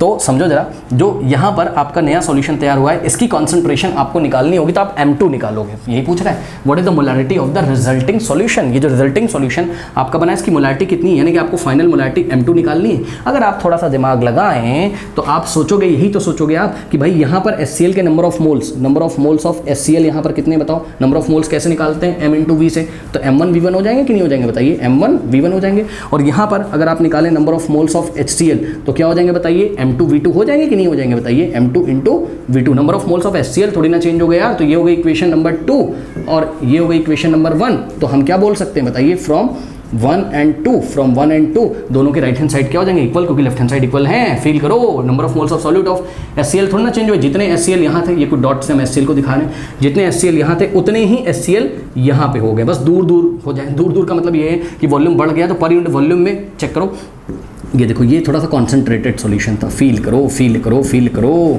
ठीक है। और ये देखो, ये सब, ये भी HCl के पार्टिकल्स हम आपको दिखा रहे हैं। वैसे तो HCl मुझे पता है H+Cl- के फॉर्म में रहता है यार, पर तुम मान लो अभी उसको, वो सब हम आगे पढ़ाएंगे, छोड़ो अभी उसको, कुछ लोग ज़्यादा ही दिमाग लगाएंगे बीच में। सुनो ध्यान से, यहाँ पे चेक करिए, इसके पर यूनिट वॉल्यूम में तुम्हें 1 2 3 4 पार्टिकल मिल गए हैं, लेकिन इसके पर यूनिट वॉल्यूम में जब तुम चेक करोगे, ठीक है, थोड़ा दूर कर दो यहाँ पे, तो तुम्हें केवल 2 पार्टिकल मिलेंगे। तो ये डाइल्यूटेड है और ये क्या, आपका कॉन्सेंट्रेटेड है, ठीक है। तो बस फ्रॉम 1 and 2 क्या हो जाएगा, बताइए, M1 V1 = what, M2 V2। अब यहाँ से आप M2 की वैल्यू नहीं निकाल सकते हैं, बताइए। तो M2 बराबर क्या आ जाएगा, बताइए, ये V2 इसके नीचे आ जाएगा, तो क्या हो जाएगा, M1 V1 upon what, M2। Now value रखिए, M1 सॉरी V2 कह रहा हूँ, यहाँ V2 हो जाएगा ना, M2 नहीं V2। M1 कितना है, चेक करो, M1 कितना है, 6 मोलर, सही, इंटू V2 कितना है, V2 कितना है 2 litre, correct, upon sorry V2 कह रहा हूँ, V1 कितना है 2 लीटर और V2 कितना है, V2 आपका 6 लीटर, V2 की जगह 6 लीटर। अब ध्यान दें, यूनिट का खासा ध्यान रखिएगा, लीटर से लीटर चला गया, सही है, केवल M बना, कैपिटल M बचा, कैपिटल M मतलब मोलैरिटी बच गई, तो 6 से 6 गया और आंसर कितना आ गया, 2 और कैपिटल M बचा, 2 और कैपिटल M ये बचा, करेक्ट, यानी कि 2 मोलर। अब इसका मीनिंग बताइए, इसका मीनिंग है यानी कि जो नया सॉल्यूशन बना उसकी मोलैरिटी 2 मोलर है, यानी कि 2 मोल्स पर लीटर। यानी कि ये जो सॉल्यूशन बना है, बना तो 6 लीटर है, हम मना नहीं कर रहे हैं, लेकिन अगर इसका हम 1 लीटर लें तो इसके 1 लीटर में आपको 2 मोल्स मिलेंगे। बल्कि यहाँ पर क्या था, इसकी मोलैरिटी 6 मोलर थी, यानी कि अगर इसका 1 लीटर लेते तो हमें 6 मोल्स मिलते। तो दोनों में अंतर है, इसके 1 मोल में 6 मोल, सॉरी इसके 1 लीटर में 6 मोल, लेकिन इसके 1 लीटर में 2 मोल, तो इसकी कॉन्सेंट्रेशन कम हो गई। यहाँ पे आपको सॉल्यूट की मात्रा पर लीटर वॉल्यूम में कम मिलेगी, यहाँ ज़्यादा। तो ये आपका था सारा, ठीक है, मोलैरिटी के बारे में, ठीक है, कर लीजिए इसको आप। नेक्स्ट टॉपिक है आपका क्या, मोलैलिटी, ठीक है। It is defined as the number of moles of solute present in 1 kilogram of the solvent, तो ध्यान रखेंगे यहाँ पर, देखिए 1 किलोग्राम ऑफ सॉल्वेंट ठीक है। आपको इस बार गिवन अमाउंट ऑफ सॉल्यूशन में नहीं चेक करना है, आपको गिवन अमाउंट ऑफ सॉल्वेंट में चेक करना है। क्या? Number of moles of solute.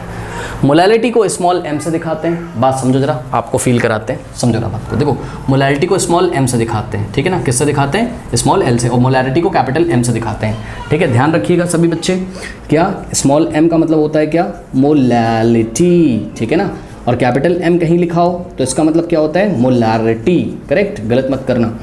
Now तो मोलैलिटी का डेफिनेशन क्या बनेगा? Molality small m is given by number of moles of solute in 1 kilogram of the solvent, यानी कि नीचे क्या रखना है? Mass of the solvent in kilogram रखना है। फोकस करिएगा, मास ऑफ द सॉल्वेंट अगर किलोग्राम में ना दिया हो तो किलोग्राम में चेंज कर लीजिएगा। आइए हम आपको फील कराते हैं, एग्जांपल देते हैं। देखिए एग्जांपल के तौर पे मान लीजिए कि बोल दिया किसी ने क्या? 0.4 मोल्स ऑफ सॉल्यूट आपको दिया हुआ है, 0.4 मोल्स ऑफ सॉल्यूट आपको दिया है, ठीक है। और मास ऑफ सॉल्वेंट कितना दिया हुआ है? मास ऑफ सॉल्वेंट मान लीजिए आपको दिया हुआ है कितना? 2 किलोग्राम, करेक्ट। तो आपसे इन्होंने मोलैलिटी पूछ लिया। जब इन्होंने आपसे मोलैलिटी पूछ लिया तो आप थोड़ी देर सोचोगे कि भाई मोलैलिटी का मतलब क्या होता था? मोलैलिटी का मतलब ये होता था कि कितने number of moles of solute present है किसमें? 1 किलोग्राम सॉल्वेंट में, 1 किलोग्राम सॉल्वेंट में। पढ़िए, number of, it is defined as the number of moles of solute present in 1 kilogram of solution, मत कर देना 1 किलोग्राम ऑफ सॉल्वेंट में। नहीं पता क्या आप लोगों को? एक बात बताइए, सॉल्यूशन किससे किससे मिलकर बना हुआ है? सॉल्यूशन के दो कंपोनेंट होते हैं, एक तो क्या होता है? सॉल्यूट, और दूसरा क्या होता है आपका? Solvent, correct. तो number of moles of solute check करने 1 किलोग्राम सॉल्वेंट में, सॉल्यूशन में नहीं चेक करना। बल्कि मोलैलिटी की डेफिनेशन क्या होती थी? याद करिए, मोलैलिटी में हम लोग क्या करते थे? Number of moles of solute check करते थे किसमें? Volume of the solution in 1 litre of the solution, in 1 litre of the solution में। तो वहाँ 1 लीटर ऑफ क्या होता था डिनोमिनेटर में? सॉल्यूशन होता था। हम सॉल्यूशन के वॉल्यूम की बात करते थे डिनोमिनेटर में, कि 1 लीटर सॉल्यूशन में कितने मोल्स ऑफ सॉल्यूट अवेलेबल। लेकिन यहाँ पर 1 किलोग्राम ऑफ सॉल्वेंट में कितने आपके number of moles of solute mix किए गए हैं, ये इसका मीनिंग होता है, करेक्ट। आइए तो ये सवाल अगर हम सॉल्व करवाएं आपसे, तो molality small m is given by, numerator में क्या रखोगे? Number of moles of solute. तो ये देखिए number of moles of solute रखा, ठीक है ना, ये 0.4 मोल्स। और नीचे क्या रखोगे बताइए? नीचे रखोगे आप क्या? Mass of solvent in kilogram. तो mass of solvent in kilogram कितना दिया है? 2 kg। तो जब आप ऐसा करोगे तो आपकी यूनिट क्या बनेगी? मोल पर kg तो बन जाएगी, चेक कर लीजिए, ठीक है। तो ये कटेगा कितना है? 0.2। तो यहाँ से आ गया आपके पास 0.2 मोल पर किलोग्राम, ऐसे भी लिख सकते हो, पर किलोग्राम। इससे आप तुरंत समझ जाओगे, इसका मतलब 1 किलोग्राम जब सॉल्वेंट है तो उसमें 0.2 मोल्स ऑफ सॉल्यूट आपका मिक्स किया गया है, ठीक है ना। तो ये चीज़ इसका मतलब यहाँ पर निकल के आता है, करेक्ट। चलो बहुत बढ़िया, ये बात आपको अब समझ में आ गई। अब आप देख रहे हो क्या कि मोलैलिटी के फॉर्मूले में कहीं पर भी वॉल्यूम का जिक्र नहीं हुआ है, कहीं पे भी वॉल्यूम का जिक्र नहीं हुआ है। ऊपर क्या रखा है? Number of moles of solute, और नीचे क्या रखा हुआ है? Number of moles of solute, और नीचे क्या रखा हुआ है? Mass of the solvent in kg, ठीक है। सॉल्वेंट का मास किलोग्राम में रखा गया। अब मेरी बात ध्यान से सुनो, आप टेम्परेचर अगर चेंज करोगे तो ना तो number of moles of solute change होंगे, भाई टेम्परेचर इंक्रीज करिए, कोई सॉल्यूशन है उसका टेम्परेचर इंक्रीज करो, तो उसमें जो मोल्स, उसमें जो सॉल्यूट प्रेजेंट है उसके मोल्स तो नहीं चेंज होंगे, सही है। दूसरी बात ये है कि जो सॉल्वेंट आपने लिया है, सॉल्वेंट का मास थोड़ी ना चेंज हो जाएगा यार, ठीक है ना, मास थोड़ी ना चेंज होगा, वॉल्यूम चेंज होता है। वॉल्यूम का मतलब वो पार्टिकल ऐसा दूर दूर जाने लगते हैं, तो टेम्परेचर बढ़ाओगे तो वॉल्यूम चेंज होगा, वॉल्यूम एक्सपैंड करेगा ऐसे, ठीक है। तो मोलैलिटी तो चेंज होगी, लेकिन टेम्परेचर के इंक्रीज या डिक्रीज करने पर मोलैलिटी चेंज नहीं होगी। तो फिर से सुन लीजिए, मोलैलिटी टेम्परेचर डिपेंडेंट होती है। क्यों? क्योंकि मोलैलिटी क्यों चेंज होती है टेम्परेचर चेंज करने से? क्योंकि वॉल्यूम चेंज होता है। लेकिन मोलैलिटी क्यों नहीं चेंज होती है? क्योंकि मोलैलिटी में कौन सा टर्म आता है डिनोमिनेटर में? आपका डिनोमिनेटर में आता है मास ऑफ द सॉल्वेंट, यानी कि number of moles of solute, और नीचे क्या होता है आपका? मास ऑफ द सॉल्वेंट, ठीक है। तो आप अपनी कॉपी में नोट लगा लीजिए, क्या? Molality of a solution does not change with temperature since mass remains unaffected with temperature. क्योंकि टेम्परेचर चेंज करने से मास में कोई भी चेंज नहीं आता। भाई इस बॉटल का मास है कुछ ना कुछ अभी, ठीक है, मान लीजिए 25 ग्राम की बॉटल है, ठीक है, टेम्परेचर थोड़ा सा चेंज करिए तो क्या इसका मास चेंज हो जाएगा? नहीं ना, ठीक है ना, 25 ग्राम ही रहेगा। तो याद रखिएगा, इसलिए मोलैलिटी टेम्परेचर चेंज करने से चेंज नहीं होती है, ठीक है। तो यही रीज़न है कि मोलैलिटी कॉन्सेंट्रेशन टर्म का यूज़ हम लोग करते हैं, क्योंकि लैब में बहुत सारी रिएक्शंस ऐसी होती हैं जिसमें आप जब रिएक्शन कराते हो सॉल्यूशन में तो वहाँ टेम्परेचर चेंज होता है। अब टेम्परेचर चेंज होने से मोलैलिटी चेंज हो जाती है, आपकी कैलकुलेशन गलत हो जाएगी। तो मोलैलिटी को हम लोग लेके चले आए, ठीक है ना, मोलैलिटी डिफाइन कर दिया हमने। चलो बहुत बढ़िया, तो ये हो गया आपका। चलिए अब एक सवाल करते हैं यहाँ पर, चलिए एक सवाल करते हैं यहाँ पर। सवाल है आपका प्रॉब्लम 1.8, ठीक है। इसको थोड़ा सा विजुअलाइज आपको करना होगा। कह रहा है कि the density of 3 molar solution of NaCl, ध्यान दीजिएगा, the density of 3 molar solution of NaCl is 1.25 ग्राम पर मिलीलीटर, ठीक है ना। तो ध्यान दीजिएगा क्या क्या गिवन है, समझिए। देखिए आपकी लैब में एक टेबल है, फिर से वही चीज़ जो हमने आपको बताई, ठीक है। और यहाँ पर एक सॉल्यूशन रखा हुआ है बहुत बड़े से कंटेनर में, और याद रखिएगा ये जो कॉन्सेंट्रेटेड सॉल्यूशंस रखे रहते हैं इसको स्टॉक सॉल्यूशन बोलते हैं। क्या बोलते हैं? Stock solution. जो कॉन्सेंट्रेटेड सॉल्यूशन रखे रहते हैं ना लैब में, इसको स्टॉक सॉल्यूशन बोलते हैं। यहीं से सॉल्यूशन निकाल के हम इसको पानी मिला के डाइल्यूट करते हैं, ठीक है। तो ये सब स्टॉक सॉल्यूशन कहलाते हैं। बहरहाल अब लौट के आइए यहाँ पर, ठीक है। तो the density of 3 molar solution, यानी कि यहाँ पर सॉल्यूशन रखा हुआ है, ये बहुत सारा है, स्टॉक सॉल्यूशन है, ठीक है ना। कॉन्सेंट्रेटेड सॉल्यूशन है, बहुत सारा है। यहाँ पर जो स्टिकर लगा हुआ है वो कितने का लगा हुआ है? 3 मोलर का स्टिकर है, करेक्ट। 3 मोलर NaCl इस पे लिखा हुआ है। आप तुरंत इसका मीनिंग समझ जाओगे, इसका मीनिंग आप तुरंत समझ जाओगे। इसका मीनिंग सबसे पहले तो निकालिए, इसका मीनिंग क्या है? इसका मीनिंग ये है कि अगर इस सॉल्यूशन में से हम 1 लीटर सॉल्यूशन लेते हैं, कितना? अगर इसमें से हम कितना लेते हैं, वॉल्यूम कितना लेते हैं, 1 लीटर सॉल्यूशन लेते हैं, तो इस 1 लीटर सॉल्यूशन में बच्चों आपके जो नंबर ऑफ मोल्स होंगे वो कितने होंगे? 3 मोल्स होंगे। Number of moles of solute कितने होंगे? 3 मोल्स। भाई 3 मोलर का क्या मतलब है यार? 3 मोलर का ये तो मतलब है ना, 3 मोल्स ऑफ सॉल्यूट, ठीक है, इन 1 लीटर ऑफ व्हाट? सॉल्यूशन। यही तो इसका मतलब है, करेक्ट। तो ये चीज़ है, ओके।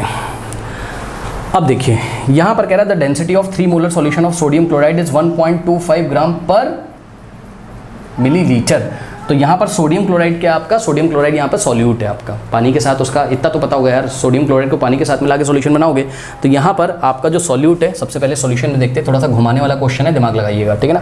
तो यहाँ पे आपका जो सॉल्यूट है वो कौन है? सोडियम क्लोराइड है। सॉल्यूट कौन है? सोडियम क्लोराइड है। तो ये जो डेंसिटी दी हुई है, ये देखिए the density of 3 molar solution, अब ध्यान दीजिएगा, density of 3 molar solution of NaCl, अब ध्यान दो, ऑफ NaCl इज 1.25 ग्राम पर मोलर, जो ग्राम पर मिलीलीटर जो इन्होंने बोला है ना, तो आप इसको बीच से ऐसे छुपा लीजिए और ऐसे पढ़िए, the density of 3 molar solution is 1.25 ग्राम पर मिलीलीटर। तो ये जो डेंसिटी दी है ना, ये NaCl की डेंसिटी नहीं है, सोडियम क्लोराइड की डेंसिटी नहीं है, ना ना ना ना ना ना ना। सोडियम क्लोराइड तो नमक हो गया, सूखा सूखा बिना पानी का, है ना, उसकी डेंसिटी नहीं है, ना ना ना ना।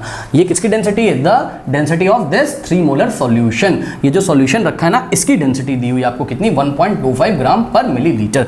तो याद रखिएगा, ठीक है। डेंसिटी का फॉर्मूला तो सबको पता होगा मेरे ख्याल से ना। डेंसिटी को रो से दिखाते हैं, किससे? रो से। तो density is equal to mass by volume, density is equal to mass by volume, density is equal to mass by volume, density is equal to mass by volume, ठीक है। तो डेंसिटी ऑफ सॉल्यूशन दे रखा है, ध्यान दीजिएगा students, density of solution दे रखा है आपको, करेक्ट। कितना दे रखा है? डेंसिटी ऑफ द सॉल्यूशन 1.25 ग्राम पर मिलीलीटर। कितना है? 1.25 ग्राम पर मिलीलीटर, ये आपको गिवन है, करेक्ट।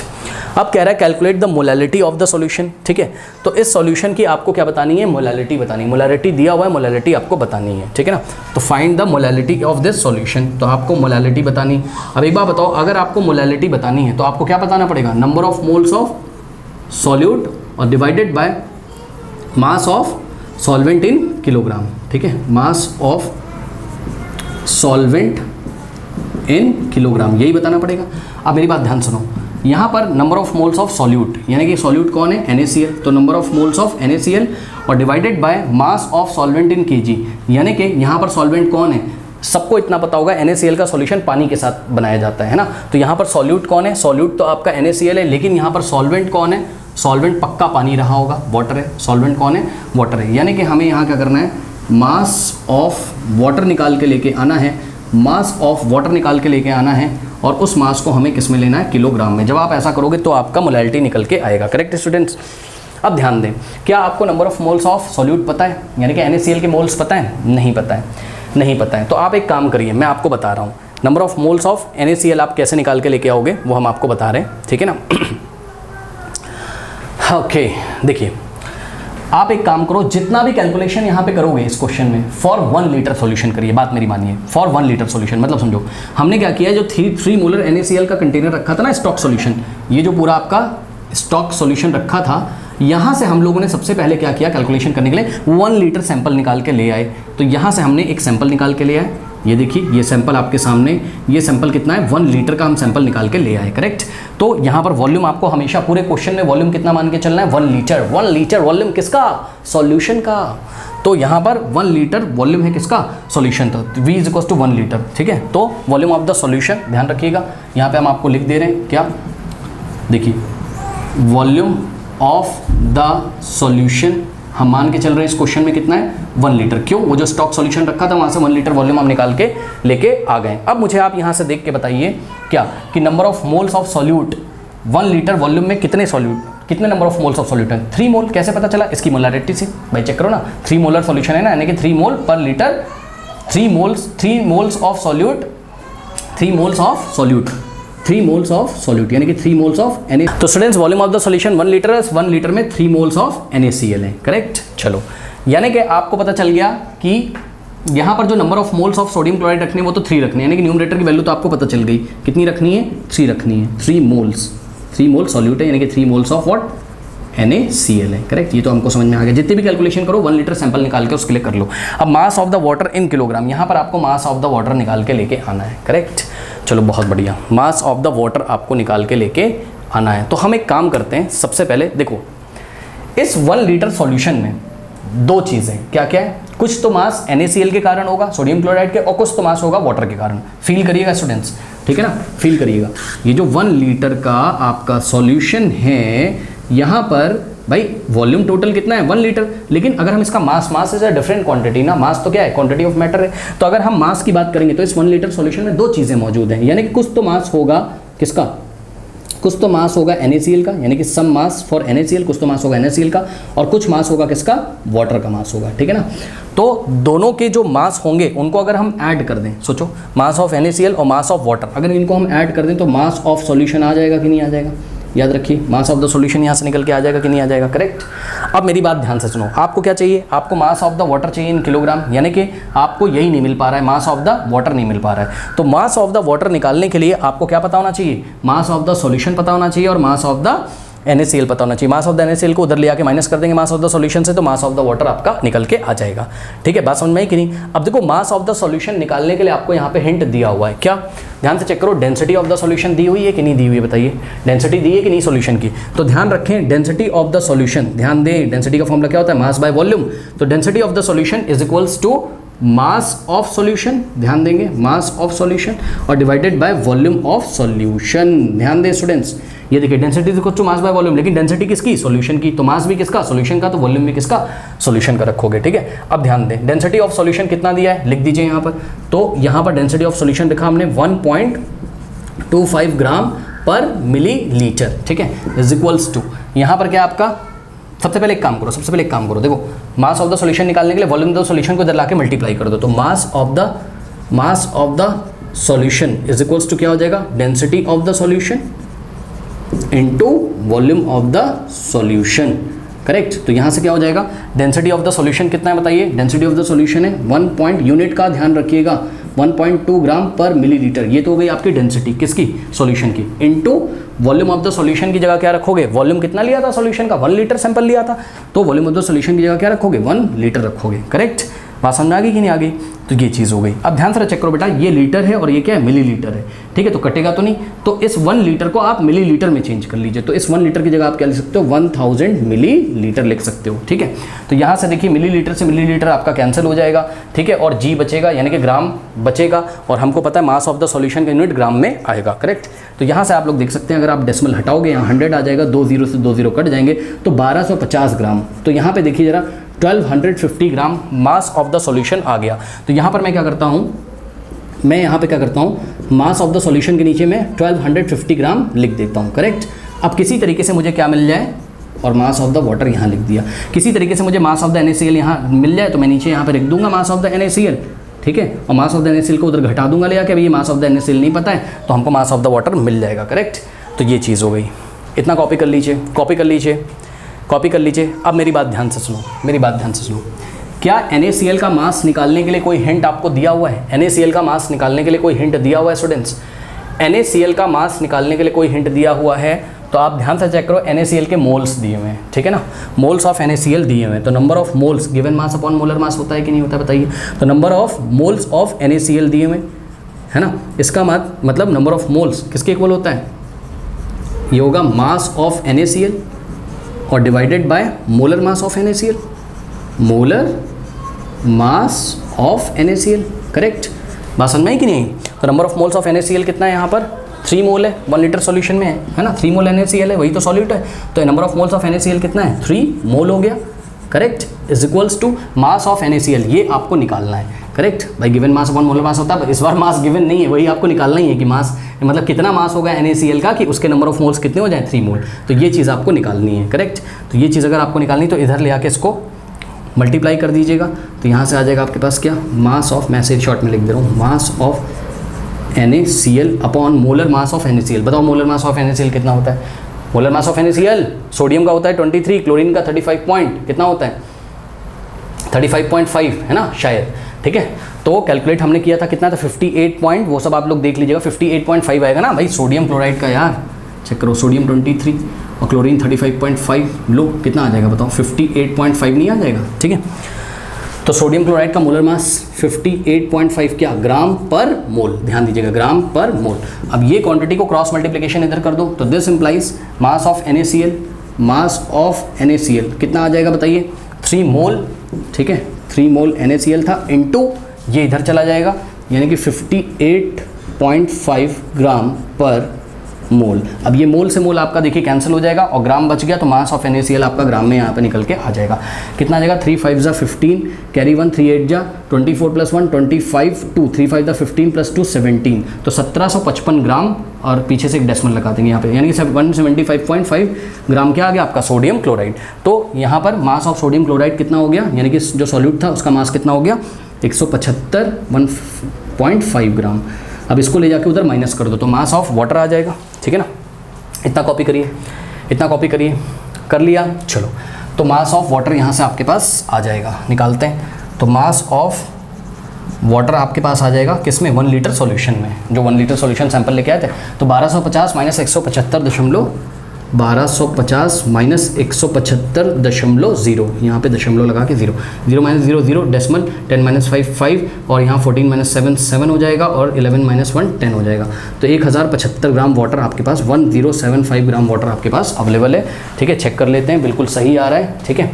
1000 बेटा हमने कुछ गलत कर दिया, 1074.5 आ रहा है, कुछ गलत कर दिया, ओहो यहाँ पे ये कितना है, 175.5, 10 माइनस 5 5, ठीक है ना। तो यहाँ से कैरी जाएगा, तो यहाँ पे क्या हो जाएगा आपका 4 हो जाएगा, करेक्ट। तो बस 1074.5 आ गया, ये आपका मास ऑफ द वाटर है, किसमें, 1 लीटर सॉल्यूशन में, यानी कि वाटर ही तो आपका सॉल्वेंट था, यानी कि मास of the water in kilogram आपको मिल गया। अब आप चेक कर लो, अब आप क्या निकाल सकते हो, molality, number of moles of solute, solute के मोल कितने, 3 मोल, वो तो साफ साफ दिख रहा है, 1 लीटर सॉल्यूशन में 3 मोल्स ऑफ NaCl है, 3 मोल, और divided by mass of solvent in kg, solvent कौन है, वाटर, वाटर का मास किलोग्राम में, वाटर का मास किलोग्राम में रखना है, ये भी लफड़े वाला विषय है, तो इसको किलोग्राम में करो, 1000 से डिवाइड करोगे, ठीक है। तो ये डेसिमल यहाँ पे चला आएगा, 3 प्लेस लेफ्ट में, यानी कि 10745 किलोग्राम, करेक्ट। तो नीचे मास ऑफ द वाटर रखिए किलोग्राम में, 1.0745 किलोग्राम। अब आप लोग इसको बेटा खुद से सॉल्व कर लीजिएगा, अब हम सॉल्व नहीं करा रहे हैं, वीडियो वैसे ही बहुत लंबी हो रहा है, ठीक है ना। तो ये आप जब सॉल्व करोगे, डेसिमल के 3 प्लेस तक निकाल के 2 प्लेस तक राउंड ऑफ कर दीजिएगा, तो 2.79 क्या मोल पर किलोग्राम, और मोल पर किलोग्राम को क्या बोलते हैं, मोल पर किलोग्राम को क्या बोलते हैं, मोलैलिटी। मोलैलिटी को किससे दिखाते हैं, स्मॉल m से, तो यहाँ स्मॉल m लिखेंगे, ठीक है ना, ये चीज़ है। कोई इसका मीनिंग पूछेगा तो आप उसको बोलोगे कि भाई इसका मीनिंग है 2.79 मोल्स इन पर केजी, यानी कि 1 किलोग्राम सॉल्वेंट के साथ 2.79 mole of sodium chloride mix किया गया है, ये इसका मीनिंग है, करेक्ट। तो इस तरीके से ये कॉन्सेंट्रेशन वाला विषय थोड़ा सा खत्म हुआ। एक चीज़ फिर से मैं आपको बता देता हूँ, जो लैब में आपके कॉन्सेंट्रेटेड सॉल्यूशन रखे रहते हैं उसको स्टॉक सॉल्यूशन बोलते हैं, याद रखिएगा। और उसी स्टॉक सॉल्यूशन में से थोड़ा थोड़ा सा सैंपल निकाल के उसको हम पानी मिला के डाइल्यूट करते हैं, ठीक है ना। चलो बहुत बढ़िया। और आपको बता ही दिया था कि मोलैलिटी आपकी टेम्परेचर पे डिपेंड नहीं करती, क्यों, क्योंकि मोलैलिटी मास पे डिपेंड करती है सॉल्वेंट के, और मास टेम्परेचर के चेंज करने से चेंज नहीं होता है। तो आई थिंक ये आपको बच्चों कॉन्सेप्ट समझ में आएगा। एक छोटी सी वीडियो शायद हम ले आएँ अगली नेक्स्ट, जिसमें हम आपको बताएंगे किसके बारे में, कुछ ppm वगैरह, पार्ट्स पर मिलियन वगैरह, अगर देखेंगे ज़रूरत पड़ेगी तो बिल्कुल बताएंगे। तो एंड स्क्रीन पे नेक्स्ट वीडियो आ रहा होगा, अब इसके कुछ बढ़िया बढ़िया सवाल करेंगे और ये चैप्टर आपका फिनिश हो जाएगा। मिलते हैं नेक्स्ट वीडियो में, तब तक के लिए पढ़ते रहिए, बढ़ते रहिए। All the best.